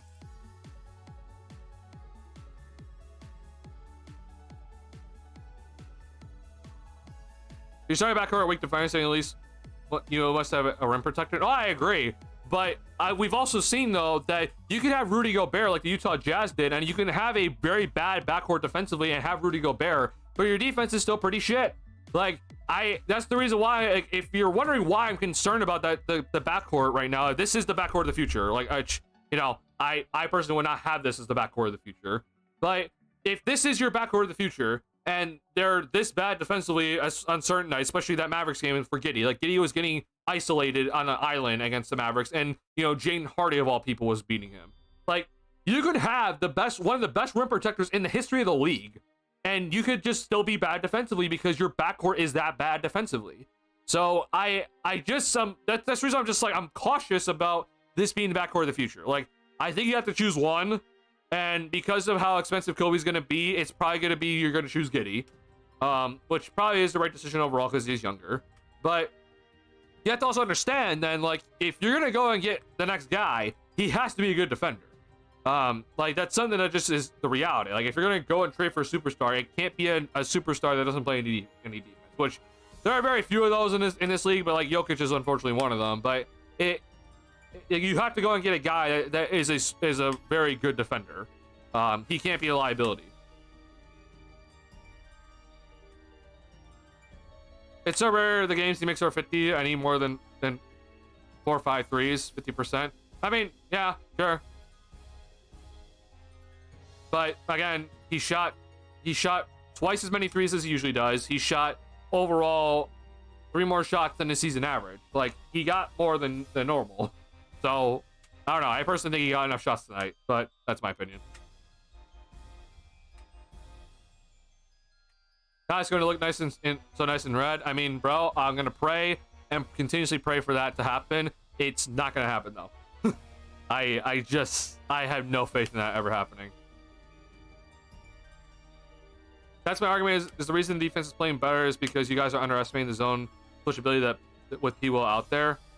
I mean, I don't really think that's been the case. I just think that the overall defense has looked better because the team is playing faster and they're getting some steals, and you're seeing that the zone as a whole is doing a decent job. The zone obviously didn't do shit tonight, but that's not necessarily Patrick Williams being effective with the zone. That's just that the zone defense, the guys are being better within a zone defense, and it's getting the offense out of rhythm. Like, I don't necessarily want to point out it's just like, oh wow, like this specific player is the reason why that we're playing much better defensively. Like, that's not been the case. Like, I think guys have tried better. Like, I think Giddey, before the Mavericks game was trying better defensively, or honestly even before, like, I haven't seen before the Lakers game because I feel like the Lakers game was not good defensively from him either. But like, I think guys were trying better. But I also felt like you were facing some teams that were just not that good. Some of the better teams, like a Denver Nuggets team, is missing their MVP, so you should be better defensively in that game anyway. Like, you're facing a lot of teams that are under 500, and like, yeah, I hope you should be better defensively than what you've been showing because you're facing bad teams. So I don't really personally put too much like stock into this like better defensive rating recently. I think honestly tonight kind of evened it all out for all of us, and so you have 145 points in the last day of March, and the Thunder shot 53% on 23 made threes from 3-point range. Like, it kind of all just evened out after tonight's game. I mean, hell, this is insane what we saw tonight. It's inexcusable, but I don't personally put too much stock into it, and I especially don't put any stock into Patrick Williams being the reason why the defense has looked better. Like, I feel like he has not been the reason why at all. If we're gonna give anybody any reason for like, hey, good job defensively recently. Yeah, we'll see rim protector Monson and Collins and Smith are okay, but need more. I agree with that, but I also think you need more perimeter defense. Pat, unfortunately, is not cutting it. Matas, I feel like, is more of a rim protector than a perimeter defender. And you have Giddey and Kobe as your starting backcourt. So where are you at, like, defensively? Like, you're pretty bad on perimeter. Lonzo being back is going to help, but he can only do so much. So where's it going to come from, right? Are just on another level? Oh, for sure. I think they are. But I think you should still put up a better effort tonight. Want to trade Patrick Williams and Vucevic? I want to too, but good luck. Yeah, one more energy sniper so you can see. That's all I'm asking for, bro. I'm not asking for the team to win tonight. I'm just saying, bro, you got to go out and play better. That's all I'm just saying. This isn't. You can't give up 145 points. I don't care who the team is. Okay, 145 points on this level of shooting is inexcusable. I'm sorry. Like, You let a team shoot 53% from 3-point range on 23 made threes. That's inexcusable. I don't care who you're facing. That's unacceptable. Can we doge him? He should return his money for waste, fraud, and abuse. Yeah, good luck with that. Guarantee money. Julian Dale will be hunted on defense by elite wings. Okay, but I feel like Julian Phillips has been at least better defensively than Pat. Bulls had a chance to trade Pat at the deadline, but chose to kept him for some odd reason. Woodage, I don't think the Bulls had any chance of trading Patrick Williams. I mean, dead honest. I don't think any team wanted Patrick Williams at this deadline. If you're talking about last year's deadline, then maybe, but he was injured too, so I don't really know. But if you're talking about this year's deadline, I don't think any team wanted him. Like, there was no reports about Patrick Williams being potentially a trade option for the Bulls. Like, if it was up to me, I would have 100% dealt Patrick Williams immediately. But I don't really think there was anybody that was really interested in him. Like, correct me if I'm wrong, but I mean, why would a team want a guy that's making $18 million a season and he's putting up these numbers? Like, I don't really see any, I don't really see any team that would have wanted him, but correct me if I'm wrong. EDP will just, as another body throw at elite wings if his defense is back to what it was before in the shooting, which was definitely worse than every other year. But again though, Rob, I feel like you can go and find a guy like that. Like, with the way that Patrick Williams is playing defense right now, you can go and find a guy like that in free agency for the minimum. Like, you need a guy to throw at some of the elite wings to go and just play hard defense. Yeah, I mean, hell, the Knicks just signed PJ Tucker, who's like 40 years old, like, today. Like, yeah, I can go and find that easily. Like, I don't need Patrick Williams. I can just go find that a guy that like is gonna only want like $3 million a year. Like, I'm sorry, it's not anything special what he's doing. So, you know, if that's the level he's gonna give me, then it's not worth keeping him around. But, you know, we have to keep him around because of the contract.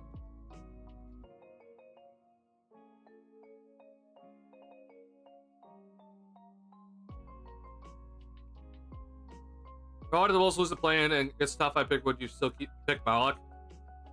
I mean, I actually don't know. What would you guys actually pick if we got 5th overall right now? Like, I guess it wouldn't matter who would drop. Like, assuming Dylan Harper doesn't drop, I guess there's the potential that he would drop, right? But I mean, I doubt he drops below top 3. Definitely not top 4, but I don't know. I know Malik is like, a lot of people are pretty high on him, but yeah. Here's the reality of the situation, though. I just want to make it clear to everybody. The Bulls can't get number 5, right? The highs. So the way that right now, if you're wondering how the lottery works, okay? So the Bulls can't jump to 5. They can jump to 4, right? But the Bulls cannot jump to 5. All right. That's just how the lottery overall works. So if you're wondering how this looks in terms of the percentages, here we go. So right now, currently with the Bulls now losing to the Thunder tonight and the Heat winning, so now we're officially below the Heat in standings, which means we're at a better spot in the tankathon, right? So right now, though, the Bulls have the highest percentage chance of just keeping the 10th overall pick. Then their next highest chance is getting the 11th, right? But then, right, they can potentially jump into the 1, 2, 3, or 4, right? They actually have a higher percent chance of jumping to number 1 than they do of getting number 12th overall pick. So hopefully that helps your overall mental. Either way, though, if you're wondering, I want us to get up higher. I want to be where Portland is. I would love to be where San Antonio is, because that basically like doubles our chances of getting a top overall pick. But like I said, though, like for the Bulls right now, like your chance, like where you're gonna land is either between 1 through 4 or 10 through 14. Currently standing, right? You're not able to jump up to 5, 6, 7, 8, or 9. That's just not how it works. Okay, you either jump up to the top 4 or you're saying 10th, 11th, 12th, 13, or 14th. You don't jump up any in the in-between range. So, you know, number 4 overall, I mean, I'd be hyped as hell if we got that pick. I would pray to God that Dylan Harper falls. I doubt it. So I don't know what you guys think of CMB, but I've been kind of looking into him recently. But then I don't know, Ace Bailey, right? Trey Johnson. So I don't know who they would actually draft at this point.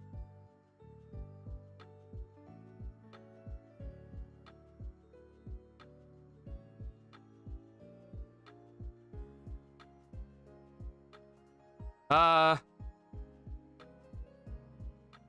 make 7 less threes. Their average is closer, maybe. Trade wouldn't be too bad, but if they do have to trade a G because he'll get limited minutes. I don't know. Wait, what?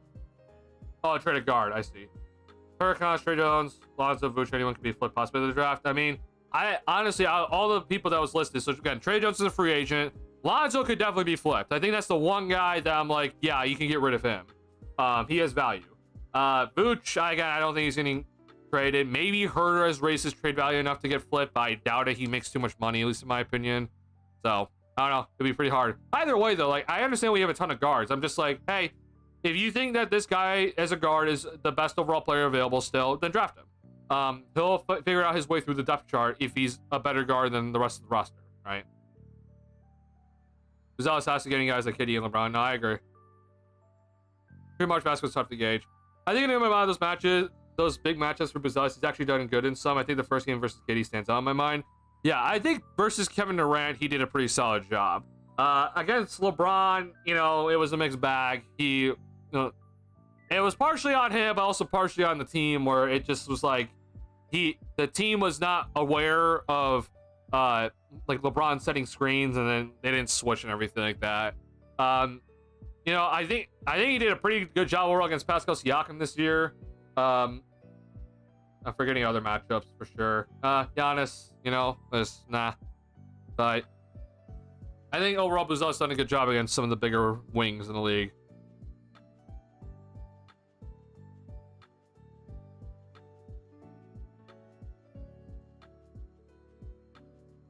Taylor Patrick's field goal opposition percent versus up at this point, even though it's his worst year, he's coming off injury.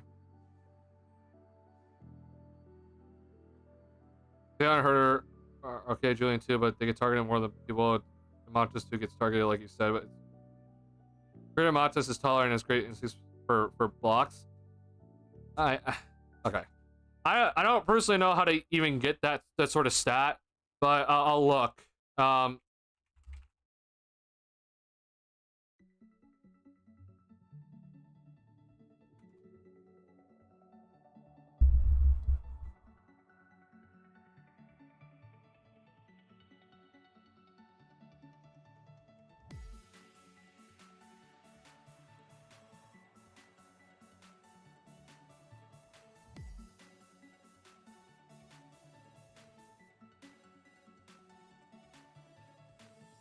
Sorry, this might take a second because NBA.com for some reason always just has a weird time.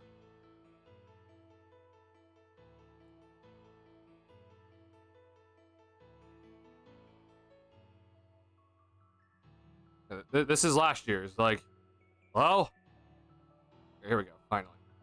Okay, so let's look. All right. So for the entire season, Patrick Williams, his defensive field goal percentage is overall pretty awful. He is like allowing guys to shoot 38% from 3-point range. He's allowing guys to shoot 61% on from 2-point range. Okay. Overall, from let's just, I mean, I don't even know where to start. Let's just look at February. Okay. So the month of February, which he played 6 games in, the 3-point percentage is extremely up higher, and the 2-point percentage is also up higher. That makes him look worse. All right, so then the month of March so far, it's been a lot better. So yeah, this has been an extremely big drop off. This is not amazing, but it's definitely better. This is still not good. This is unfortunately not good, but this is a good sign. So you want to go ahead and give yourself the month of March, sure, but I don't necessarily think this has been anything of his doing, but I'll give it to him, I guess. Month of January, just to quickly look at it, because month of March is weird. I mean, this is dreadful. This is good. This is awful. This is awful. This is good. So yeah, I don't really know how you want to chalk it up overall. Like, we're looking at these sort of overall defensive field goal attempts. Like, it's just like, it's interesting to look at, honestly, because a lot of guys just shoot the 2s because they just get into the lane against them. The 3s are, you know, They're interesting. So, yeah. All right, yeah. I'll give you this, Rob. It's not great in terms of overall stats, but month of March has been better for him. Month of February though, when he did come back from injury though, that wasn't good at all. So I personally am not buying too much stock into this because I think March is weird, and the team faced against opponents that are all under 500 and we're missing a lot of teams are missing their best player. So I personally don't put too much stock into this, but you can take that as much as you want. Especially when we got the steal, we got outrun down the floor and led it to a turnover because I think Giddy pushed the ball. I know we ran with him. Pat was one of the most non-runners, I believe. Oh, for sure. I mean, Pat, like, Stacey was yelling for Pat to run, and it's so frustrating to see Pat not run. I understand he's not fast. Patrick Williams is not fast, so like maybe that's just his sprints, but it is overall awful to see Patrick Williams not hustle down the floor. If at least I think that's not him hustling, but if that's him hustling, then we have issues. There's a lot of guys run to the wings and corners on fast break. It's not just Patrick. But why is Matas Buzelis so much better at running then? Like, that's the part I don't understand. Like, yeah, I understand if the guards run to the wings and corners because they're guards. Like, they're not going to be making shots inside. But Patrick Williams is supposed to be making a shot inside, and he's 6'7", but he doesn't. So him running to the wing actually makes a lot more sense, but it's bad because it's just like you should be running hard and getting easy buckets out of this, but you don't. Because you don't run hard. Like, problem.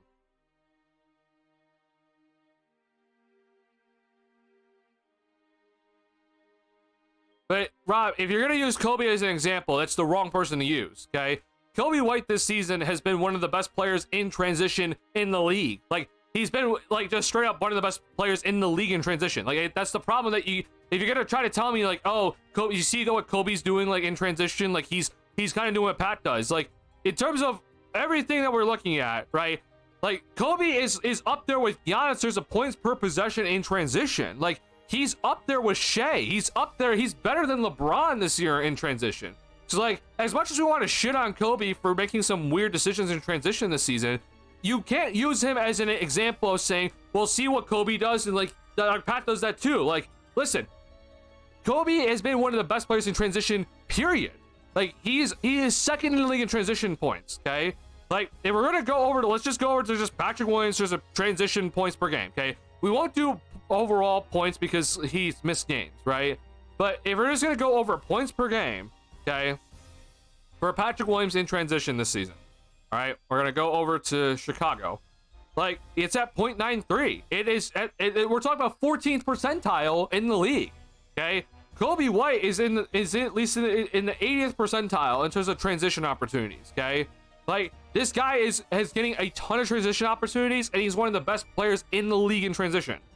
Patrick doesn't get many transition opportunities, but he's getting on par with Matas Buzelis, and he is by far one of the worst players in transition in the league. It's just facts. That's just the stats. He's just been awful. So that to me is on Pat. That's on no way by Pat. Other guys are running, but Patrick Williams himself, for whatever reason, can't be better than Julian Phillips in transition. Like, don't you think that's kind of odd? And just a guy that is supposed to go and score in transition. Like, he's not a passer. So, like, it almost be like, well, Alonzo's not that good. Alonzo's never been a scorer in transition. The best thing that Alonzo does in transition is just he pushes the tempo, he pushes the ball, and he passes really well. Like, that's what Alonzo does in transition. That's why he's so good in transition. But for Pat, it's like, it's inexcusable. I'm sorry. Like, it just is what it is. We're just at this point now where I'm just like, bro, like, this is just, it's too low. You gotta be better.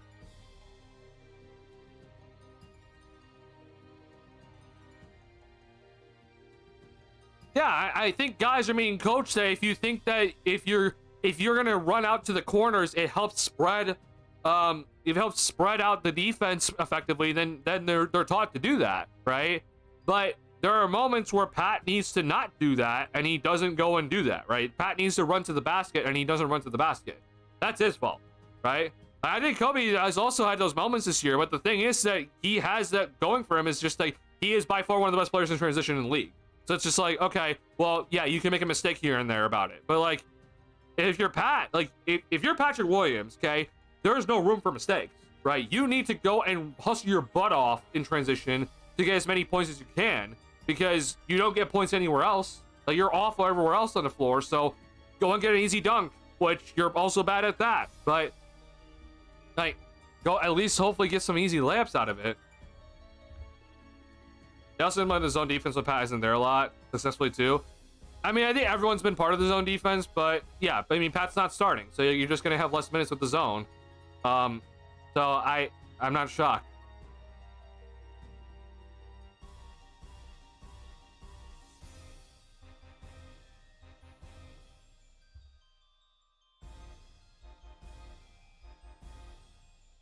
Does anything get any more shots? Let's have THJ and Carter so we don't get any more data from Patrick. I mean, Patrick shot, but like Patrick got some garbage. I mean, he shot some shots, so I don't really think that was anything bad, honestly. Like, Pat was just not really in the game in that fourth early on. So, I mean, that's kind of hard to say. Like, that's garbage time. And, you know, in an ideal world, Patrick Williams is not playing in garbage time because he's a good enough player to not be in garbage time. But he got some garbage time at the end there, and he took some shots, and he made some. So, you know, he got his shots along with THG and Javon Carter out there, Rob. But, I mean, you know, it's a bad game overall. He got pulled early because, you know, everyone was going to be in garbage time anyway. So, ideally, you don't play him. But he, unfortunately, is not a proven enough player that he's getting some garbage time. So, he got some garbage time. He took some shots. He made some shots. All right. But, you know, I'm not like losing sleep over the fact that he only took 11. Like, I'm not losing sleep over that at all. I agree that you should be looking to get those guys some open looks, but he also has to be part of that. Like, he is a guy that has to go and try to get himself open. He doesn't do that, right? You can't depend on everyone else to get you open, bro. You gotta go and actually just be like, hey, let's go. I gotta go out and run in transition and maybe get a wide open 3-point look out of it. Or I gotta move within the half-court defense and try to find a way to get open. He doesn't do that, though. He just straight up doesn't. He just stands there a lot. He doesn't move. Like, that's the problem. Like, if he's not a guy also he's not going to be a guy that goes and like creates his own 3-point shot, right? So if that's the case, then I'm not expecting him to get more shots even if he's shooting well. He's a guy that relies on everybody else to get him his own shot. Like look, if we're looking at Pat's overall just numbers this year, like, most of his shots are assisted. Like, that's okay. Like, if you're that type of player, that's fine. I'm not losing sleep over it, but it's just that you have to be aware of that, like, moving forward. Like, okay, well, if this is a guy that needs most of his shots to be assisted, then, like, he's not going to be a guy that if he's hot, like, you can't just give him the ball and say, okay, go. Like, he's not a Levine, or if Levine's hot, where he's just like, all right, go and shoot the ball. Like, Zach can go and create a shot whenever he wants to. Pat can't do that. Like, he just isn't capable of doing that. And so if he's hot, like, I don't expect him to get more shots. It's just not possible.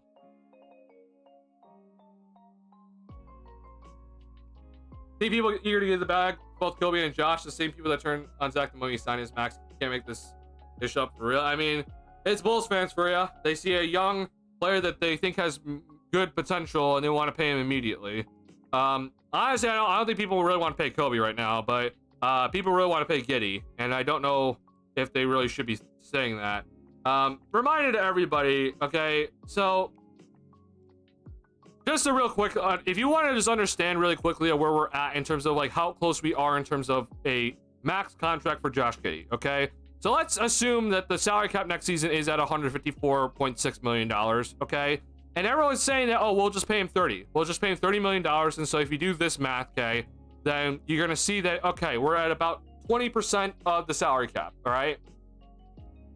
If you're wondering what the max contract is for Josh Giddey next season, it is 25% of the salary cap. So just really quickly off of this, if you want 154.6, he times it by 0.25, okay? The max contract for Josh Giddey next season is $38 million, okay? So let me put it to you this way. Are you willing to give Josh Giddey a contract that is $8 million below his max contract? I'm just pointing it out. Like, I don't know how many people would be willing to say, like, think that. But if you're wondering how this all works out, like, Hoops Rumors has kind of already shown, like,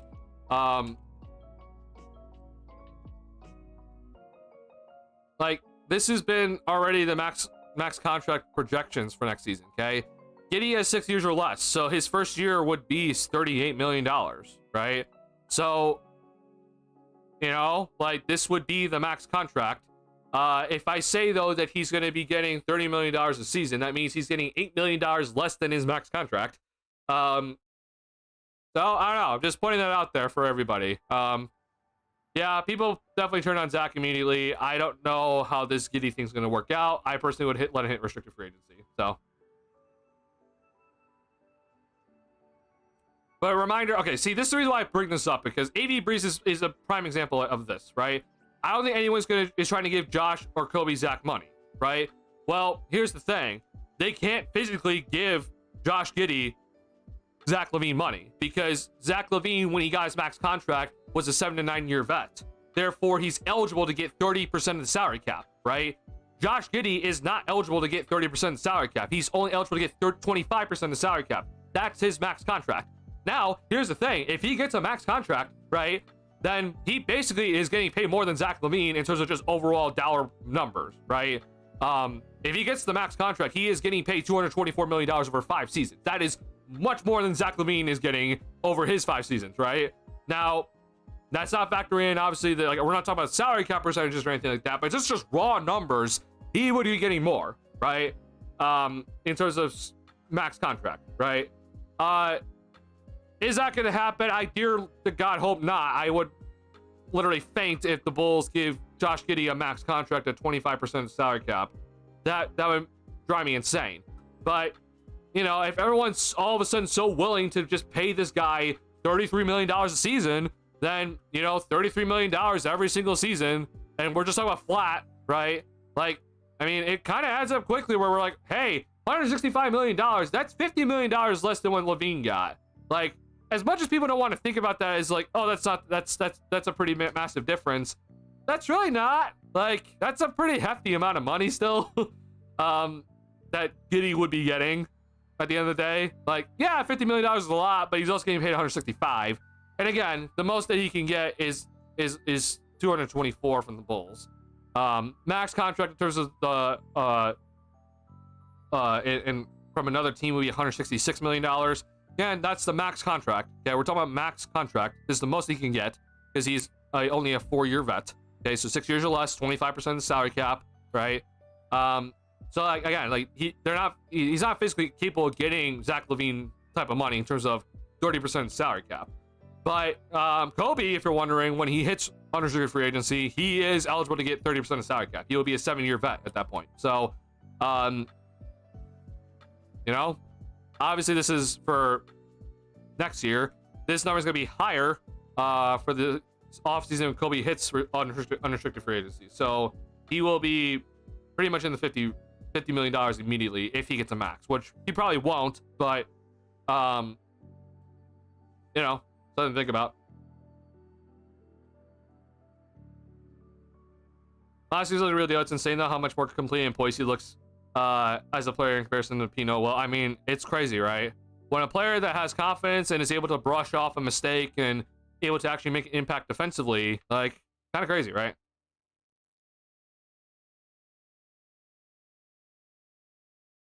Pat's legit gotten so many chances, Rob. I don't know why you think he's never gotten a chance to prove himself. I mean, I agree. I think Pat's gotten plenty.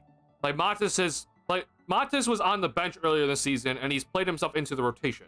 Like, there's just a level of difference in terms of how Pat's career and Matas' career has gone, in terms of how they got their minutes. Pat started the first game of his career. Matas was on the bench and had to work his way into the rotation, and is finally just getting, you know, quality minutes now. But even in those limited minutes, Matas still made more of an impact than Pat did. So it's just insane when you kind of look at the raw numbers of per 36 of just like, wow, like Matas Buzelis in these numbers can give, in like 36 minutes per game, can give you 3 stocks. Pat at max is giving you 1.5. Like, it's just not close.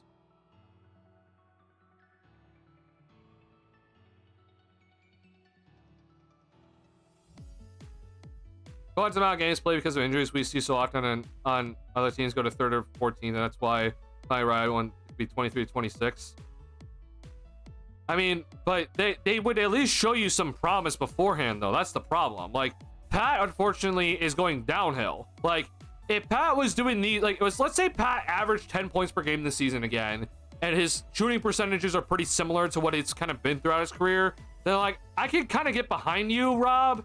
But the problem is that Patrick Williams this season has just not done that. Like, he has significantly gotten worse this year, and that's a low bar to clear. Like, that's the only problem with your logic. It's just, like, he's gotten worse. So, I don't really think I have any faith that he's going to suddenly become, like, a better player next season. And, like, yeah, I understand these guys, but, like, Max Strus has always been a guy that I'm like, hey, he can hit the three-point shot. Like, I kind of have always had faith in him that I'm like, oh, he could be a three-point kind of guy. Ty Jerome was definitely a big of a shocker to me, so I'll give you that one. But still, though, like, he's, you know, showing up when it counts, right? Making the most of your bench minutes, and Pat's not doing that. Don't want to give up on guys too early. Well, I mean, here's the thing, though, Rob. We're not, like, Pat's here for the next 4 seasons. Like, we're stuck with him. So if you're worried about Patrick Williams being traded, sorry about my voice crack. If you're worried about Patrick Williams being traded, like, I promise you he's going to be here. So, like, there's really not really a possibility for the Bulls to give up on him too quickly unless they just straight up waive him. But that would be an absolute detriment to the salary cap if we did that. So I don't think the Bulls are going to just randomly waive Patrick Williams. He's here. So I just don't think we're going to be, I don't think we're going to be giving up Patrick Williams anytime soon. Not because we don't want to, but because we're forced to. So he's here. I promise you he's here. VJ's going to be false to number 4. Yeah, I think I'd probably go with VJ. If assuming Dylan Harper's not available, then I'd probably go with VJ. Can't shake the feeling that Zoe is the Hornet this summer. Yeah, we'll see, honestly. I don't personally think that's going to happen because I think teams are going to be calling for Lonzo that are going to be more contending level teams, but it could happen. And again, the Bulls don't have to trade him to Charlotte. Like, that's not something that he needs to, like, they need to do. Lonzo doesn't really have any much say in it right now because he is it's a team option for next season, so he can't really threat to be like, oh, I'm just gonna go to Charlotte anyway. Like, it's a team option, so he can't really just say where he wants to go. So I think ideally the Bulls play, you know, the correct game of like, hey, Lonzo's available, give us your best offer, and then a contending team gives you a first-round pick and you just trade him immediately. Will it happen? Probably not, because the Bulls are stupid, but yeah.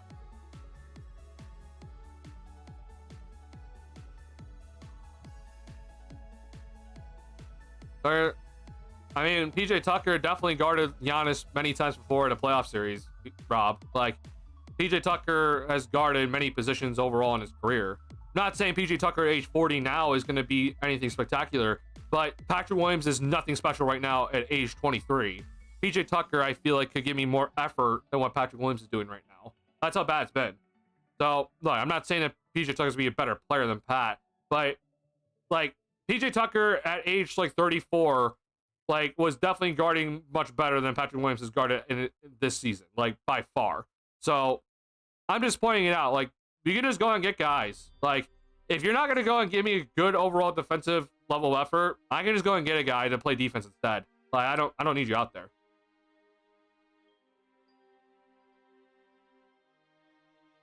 Much better defense wise. I really said that post game. I mean, I think their effort's better, sure. I just think that their opponents are just kind of eh.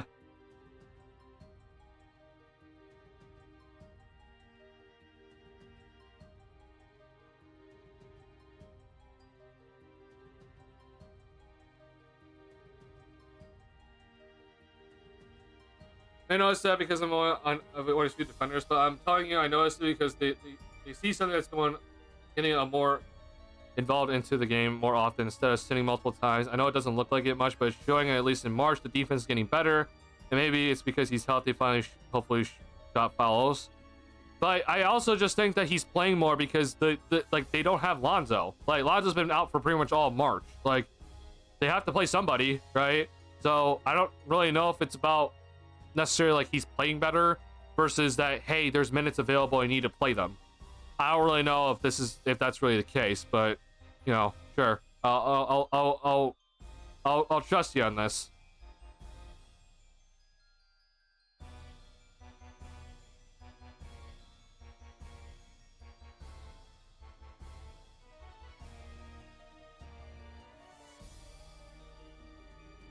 So he's past it. I mean, that's like, if Patrick Williams is not taking a bunch of shots in garbage time, that's on Patrick Williams. That's not on the Bulls. That's on Patrick Williams, Rob. I'm sorry. Like, that, he should be the best player on the floor in garbage time.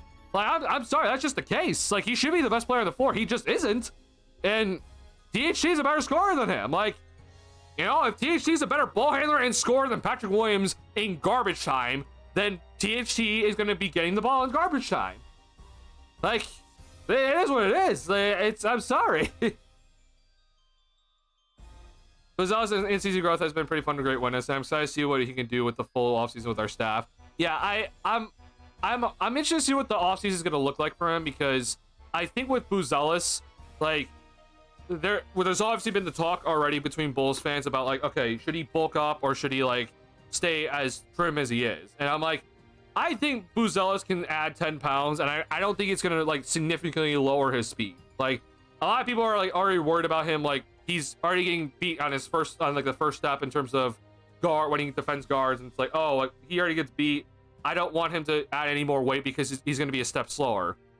My thing is already this, though, is that, like, I already think, like, even at this level of his weight, where he's going to be the lightest he's ever going to be in his career, he's already getting beat by by perimeter guards. The thing that allows him to defend those types of guys, though, is that he recovers so effectively, right? His length allows him to get beat, and then he's able to completely trap him under the rim, and block those shots. And he has such good, you know, hand-eye coordination with everything that, like, he ball hawks and is able to swat some of these, you know, layup attempts. So I personally think him adding 10 pounds is not a bad thing. Maybe he doesn't need to add 10 pounds this offseason, but I think overall for his career, he needs to add 10 pounds. So adding maybe 5 pounds this summer, I think, is a good start. You know, I think his upper core strength needs to definitely get better. It's going to help his ability to finish at the basket more effectively, but also this thing is going to help him not get bullied around the rim, right? We've seen some moments this year where guys just kind of, you know, even smaller guards just kind of like shove him and get him off balance with that, and are able to maybe finish over him because of that. That's, you know, something I want to try to eliminate. So I'll be interested to see what they do. Continue to work on the handle, because that to me shows a lot of promise, at least in my opinion. Work on that handle, continue to work on your pick and roll game, and obviously the 3-point shot's still a work in progress, but considering he shot 27% from the G League last season, he's up to 34% this year. It's a good start.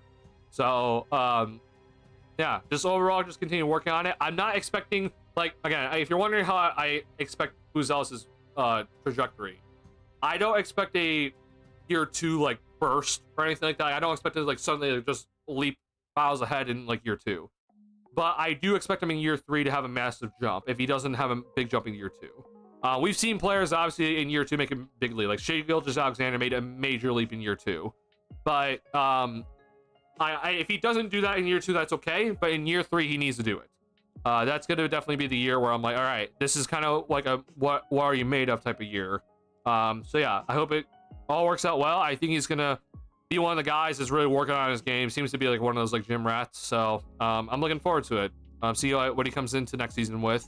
You know, ideally some new dribble packages and working on his, you know, layup packages and everything like that. Just to kind of see where we're at with him, because he, like, if you remember my video that I made at the start of the season, right before, you know, Buzelis even played a game for the Bulls, before he even played a summer league game for the Bulls. Okay, when I made my video, I talked about how my biggest overall thing that I'm looking forward in terms of Buzelis was that he has that rim protection that I've been looking for a while for the Bulls team from a forward position. Like I truly thought that his rim protection was his best skill set, like right off the bat. Like that's the one thing that I think he could come into the league and have a massive impact already on. It was just his rim protection. Okay. And I think, you know, overall in these games, he's shown that. It's just like his rim protection is already pretty elite, and I don't think it's fully polished, right? I think he has ways to go, which is great. I think there's room to grow. My biggest fear with Buzelis was that I felt like that he was one of those players that could potentially be a guy where he's like a juggernaut in terms of like not juggernaut. He's a guy that's a jack of all trades, so that he can kind of do a little bit of everything. So he can kind of handle the ball a little bit. He can finish a little bit. He can shoot the three a little bit. He can, you know, make some catch and shoot threes a little bit. He plays some okay defense, but not spectacular. But he doesn't necessarily excel at one thing, right? That was my major fear. I'm just like, okay, like, are you gonna be a guy who's gonna come in and just like average like 13 points per game and average like 5 rebounds and 2 assists and, you know, a steal and a, you know, like 0.3 of a block or something like that? Like, I'd be worried that it was gonna be like that. I think this year has shown me that the ceiling is a lot higher than I thought it was for him. I was definitely very concerned about his ceiling. I'm just like, well, like, I don't know about his shot. His dribbles seem to be very clunky, and, you know, is he gonna be able to put the ball on the floor? But more importantly, how is he gonna be able to fit within an offense without the ball in his hands? And he's shown a really decent job of doing that this year. So I really think that if he is able to upgrade his entire game, like, you know, in 2K terms, like, just add attribute points to like every kind of category that's important to him, that's huge, right? Because then it's like you're showing that you're not just jack of all trades and just like okay at everything, right? And doesn't necessarily excel. Like, you're showing that, one, your shot blocking I already think is pretty good for a rookie. Like, I think that could get to elite level. But then you're also then showing like, hey, your dribble package is pretty solid. It's not just like okay, it's like pretty solid. Your ability to put the ball on the deck and then finish at the cup, like, that's already like, he's had his struggles this season for sure, but it's already, to me, impressive for what he's done as a rookie for a guy that is pretty thin. So I overall think that he has done a lot that prove to me like, hey, the potential is there, right? I mean, if you're wondering about like at rim problems for him, Patrick Williams is shooting 45% at the rim this season. Okay. So if there's anything just to kind of give you like an overall kind of gauge of like, okay, where's his like rim struggles? Like, it's not Patrick Williams level. Like, he's had some rim struggles for sure. Like, his layups, you know, 45%, that's bad, right? But he's not Patrick Williams in terms of like finishing at the rim overall. Patrick Williams at the rim is just dreadful. Like, he has just been, oh, sorry, it's 53%, excuse me, but layups is 45%. But like, he's better than Patrick Williams at the basket, which is phenomenal, which is great to see. But the layups need to get better, which is definitely something that I think can improve upon. Which is, I think, getting stronger in the upper body, and then working on your dribble packages to kind of create advantages for you. So yeah, I'm really looking forward to it, man. I'll be interested, and this is gonna be the other part that I'm interested to see what the Bulls do. I'm interested to see if he's gonna play Summer League, because I personally would not want him to play, but there's also the argument that like, hey, like, go and play Summer League. Go and ball out, show off what you worked on this summer, go and get some live competition early, right? And you know, get some live competition in July, and, you know, come into the preseason in probably like the best shape that you've been in, compared to some of the other players, and hopefully it really works out for you. So I'm interested to see what they do. I personally would not want to play in Summer League. I think he's shown enough to me where I'm like, I don't need to see anything more in Summer League. But there could be a world where he does play, and, you know, maybe there is a world where it works out and to benefit him as well.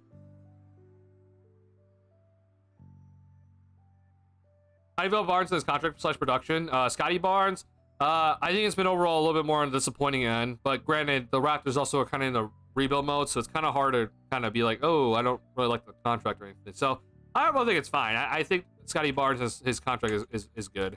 I think it's been a little bit disappointing in terms of like his overall growth, but again, you're talking about a team that's heavily rebuilding, so I'm not gonna be too critical of him overall about it, but I think there's still some room to grow. This needs to get up. I thought he would take another step this year, though. He just hasn't. Granted, again, it's a really weird overall season with him, so yeah, we'll see. Raptors are just kind of tanking at this point.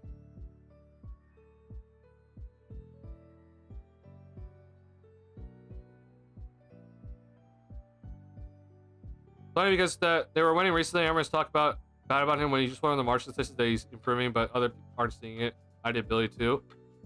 Okay, the other problem though with Pat though, we can't just look at just the defense and just like, oh, the defensive field goal percentage is better. Okay, like, I'm sorry, bro, but like the month of March has not been good on offense. Like, he's shooting 29% from 3-point range in the month of March coming into tonight's game. He's averaging 7 points per game, which would be the lowest of all months this year. Which this probably went up after tonight's game, but still it's low. The rebounds are also tied for the lowest of the month, of a month this year. Like, I can't just be like, oh, like the defense is solid, therefore I'm just gonna ignore the rest of his offensive problems, though. Like, no, I'm sorry. The overall defense just does not just negate his bad offense this year. Like this month, excuse me. Like, I can't just ignore it. So I'm sorry, Rob, but like the reason why we're talking bad about Pat is because he put up an absolute dud against the Mavericks, and that's the problem with him too. He might be playing solid defense, but on offense he's giving you nothing.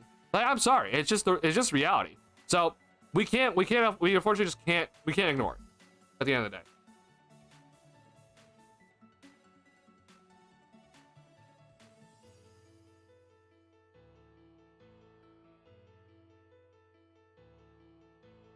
Game 3 10 plus bench next year. Play, but all I need for bench guys that power 4 next. But I don't want Pat to be the bench guy. If we're paying him $18 million a season, he can't be the bench guy. That's the problem. Echo reports to with his build won't make him slower. It can make him even more explosive. Yeah, that's what I was also thinking about Matas. Like, if he actually adds more like weight to his legs, like, does that make him maybe faster? But we'll see. But yeah, I'll be interested to see what Matas does, because I can understand the logic of him not adding more weight. Like, he came in at 209. But I personally think he can get up to 220 and like he'll be fine.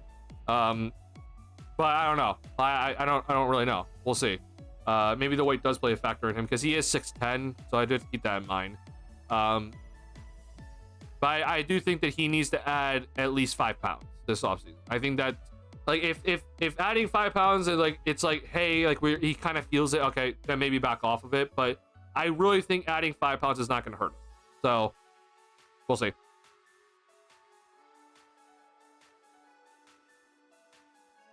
No, 25 pounds, maybe 15 will be good. I don't think 25 is necessary either. I think 15 is kind of like a nice range to kind of go for. But yeah, he was terrible. I mean, unfortunately, yeah. Matas wants to play in Eurobasket this summer, I heard, with Lithuania. Oh, that would be awesome if he plays in Eurobasket this summer. That would be awesome. Yeah, I'd be very, very happy if he does that. If you ever remember European basketball was more physical, who would have thought about that 20 plus years ago? I mean, yeah, honestly. Yeah, I would love it if Matas does play Eurobasket. Like, that would be awesome to watch. And just kind of keep track of his progress. So, yeah, so forget Summer League then. Like, no Summer League. Let's just worry about, you know, working on your game once the season ends. So, you know, hopefully it's April, at least in my head. So April, your season ends, mid-April, right? And then, you know, work on your game, go play Eurobasket, and then head into the preseason. Like, that'd be awesome. By Eurobasket, make it better. I'm comparing it versus Summer League, right? Like, I would much rather than play in Eurobasket versus playing in Summer League, right? Like, Summer League, as cool as it would be to watch them dominate competition, I want to play against better competition, right? And so playing in a more structured sense, right, would be, I think, better for him to play against in a more structured sense, and then also play against better competition, at least in my opinion. So I personally think Eurobasket would be the right decision for him for that, versus Summer League. If he doesn't want to do Eurobasket or just not play anything, that's also fine. But I would be very happy if he does play Eurobasket this offseason. That'd be very fun to keep track of, but also just, I think it'd be good for his overall growth. He overall, unfortunately, like, he's played in 72 games this season, but his minutes are not that high. So I would love for him to get those extra minutes if possible, and then keep working on his game.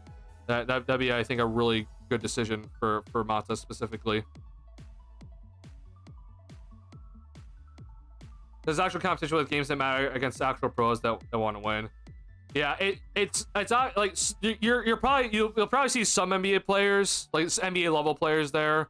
There's obviously some that aren't NBA level players, but the Summer League is not a lot of them are not NBA level players in the Summer League, right? So I would rather you go play Eurobasket. And the biggest thing for me is just the structure, because Summer League basketball is very, very, very unstructured. Like, it's just basically just like, all right, we play 40 minutes, let's go. It's pickup. There's obviously, you know, they have a coach and everything, they have some plays, but it's very, very unstructured. Eurobasket is definitely more structured. I would love to see that, and you know, play with some vets around you, and hopefully get some good knowledge. I think we should rest Kobe and develop our youth core to finding ways to win. What do you mean rest Kobe? Like, I think Kobe is arguably part of the youth. If you don't think that, that's fine. I would almost agree with you. But what do you mean rest Kobe? I think we need to play Kobe still if we're gonna even trade him. But I would personally still play Kobe. I agree with developing our youth though. I would not play Vooch, but that's not my decision making, unfortunately. I would gladly bench Vooch for the rest of the season, but I can't do that.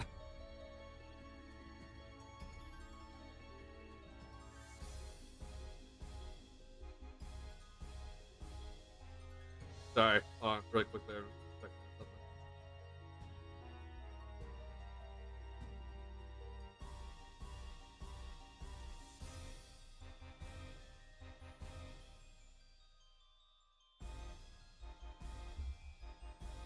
Oh, I see. How long is that? How long is Eurobasket actually? I don't know.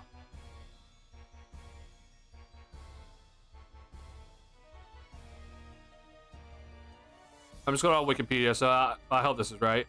27th of August to the 14th of September. Yeah, that's honestly perfect, right? That's right before training camp. So, and right before training camp. Tournament usually 18 to 20 days, but it'll need to be there like a month prior in order to practice with the team and get in the program. Yeah.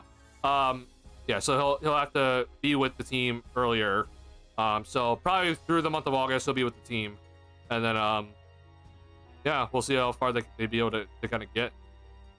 Ooh, so yeah, here's Lithuania. So they're in Group H.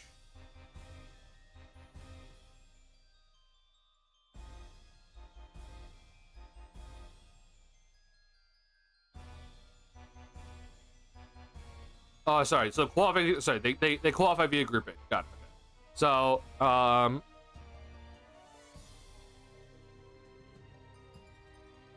here's a city. Cool. So, I mean, Latvia, right? Slovenia and Greece. I mean, oh, this is honestly, bro. This is all very good competition for Moftis. If he plays against any of these teams, like these are all good teams if they're facing against any of these teams, but. I don't know how this would work. Like, is it... Let's see. Group A. Group B. Okay, yeah. So, in Group B, you're going to be facing Germany, Finland, Great Britain, Lithuania, Sweden, and Montenegro. Oh, okay. So, it's less overall competition, but still good competition. I mean, Germany's a very good team. Yeah, Montenegro obviously is a very good team. Finland, I mean, I don't know if Markkinen was going to be playing in that, but we'll see. But I mean, yeah, like Germany and Montenegro, those are very good teams. And Great Britain should be pretty all right. So yeah, I think it'd be definitely worth it. You would hope that they get through the groups, right? And then you face the brackets and you get into the bracket, and then you face teams like maybe Greece, maybe you face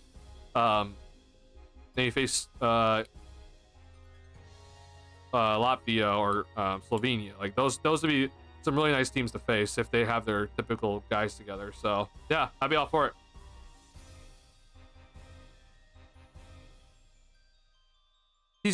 I can see Kobe breaking down from using too much energy. I see him getting hurt like Rose.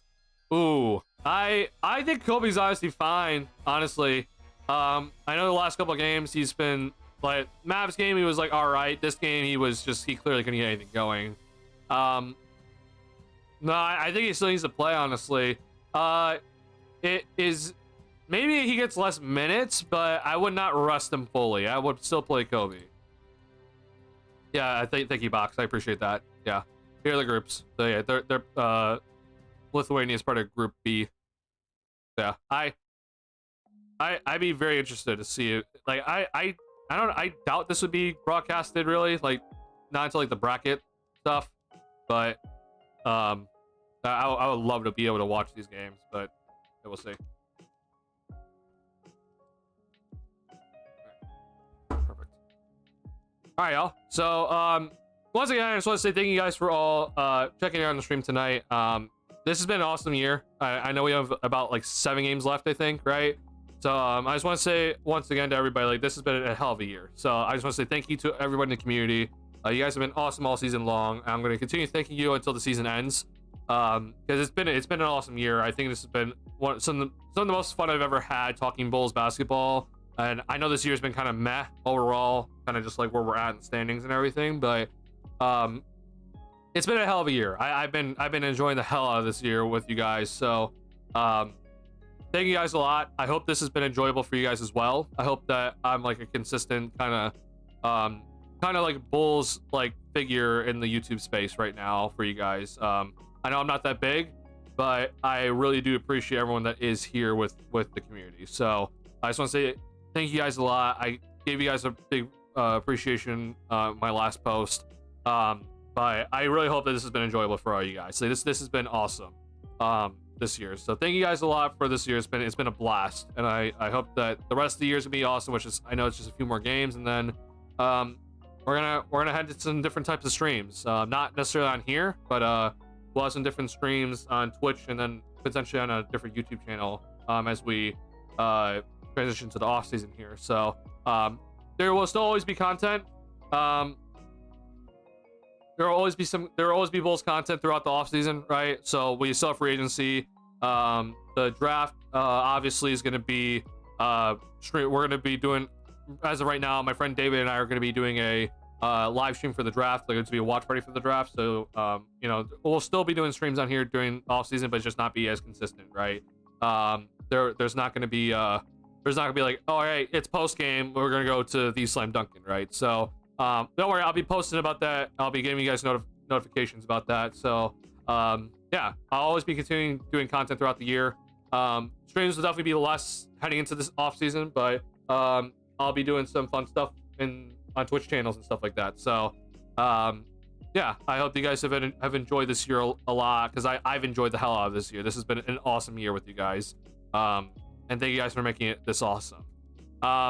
Tomorrow we will be back. I think I should be here tomorrow. Everything should work out, unless some emergency happens, but we should be good. Bulls should be back at United Center playing against the Toronto Raptors. The Raptors have won 4 straight.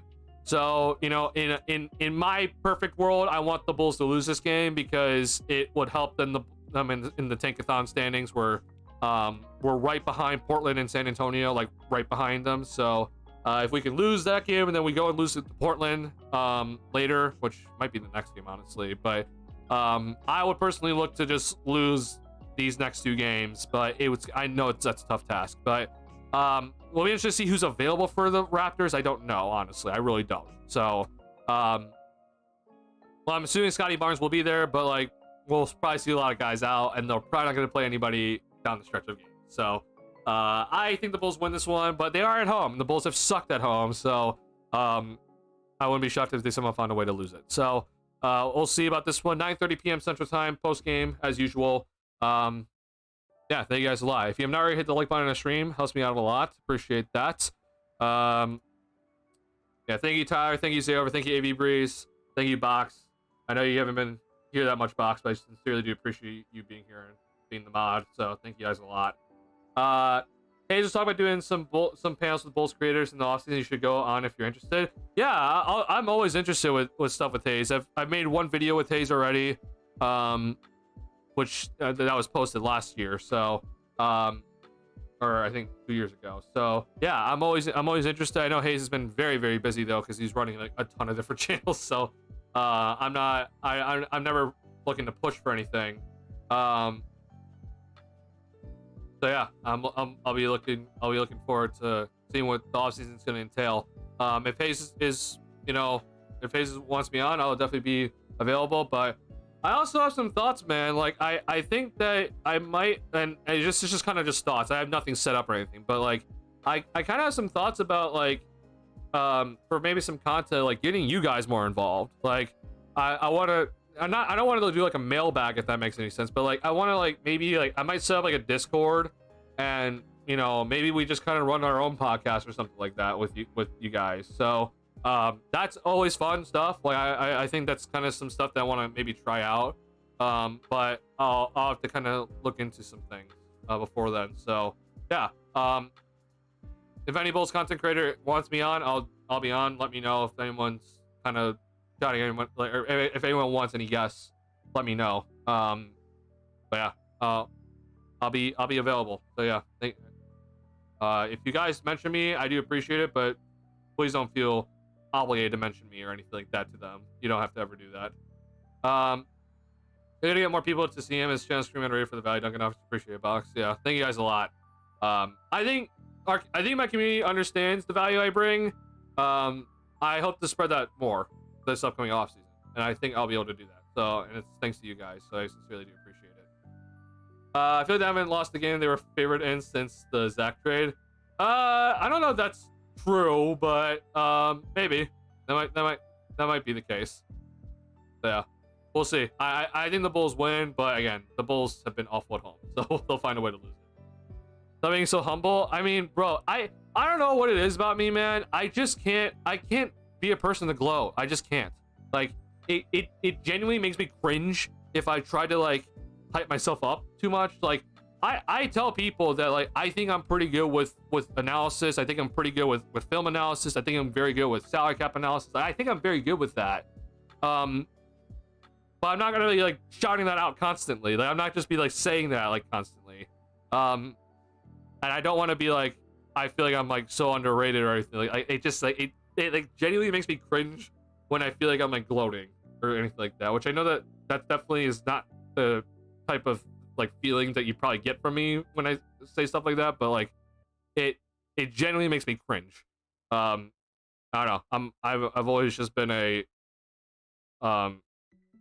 I don't know. I consider myself sometimes humble, but there are definitely times where I do have an ego.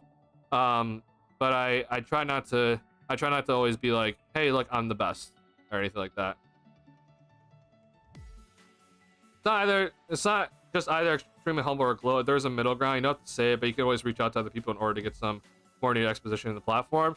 And if you're wondering, Box, I have reached out to some people. I have reached out to some people that have been writers for the NBA for like a decade plus. So I have done that. I have reached out to some people about some stuff. So I hope to get some of those people on the channel, if you're wondering. And yeah, I honestly think I'm also gonna be working on getting it on the Reddit for Bulls, because that's just something I haven't dove into yet. So I think that's gonna be my next like kind of task of like trying to expand the channel, is trying to get into the subreddit and kind of post some of my content there. So yeah, I have some plans. Don't worry. I'm not here saying complacent. During the season, it's definitely like I kind of have to kind of be a little bit complacent about the stuff, just like, you know, we're just gonna continue doing streams, and you know, if I can make a video, great. But the off season, I have a lot more time. So yeah, I'll be definitely looking to kind of expand the channel in terms of my overall outreach. So yeah, but you guys are always the biggest outreach, no matter what. You guys are always reasons why I'll expand. So you're always the biggest thanks. Let's man sleep. I mean, I'll probably be up for another hour anyway, but yeah, I appreciate that. All right, y'all. I'll see y'all tomorrow. All right, get some sleep. Stay warm. Weird weather in Illinois, but I appreciate it.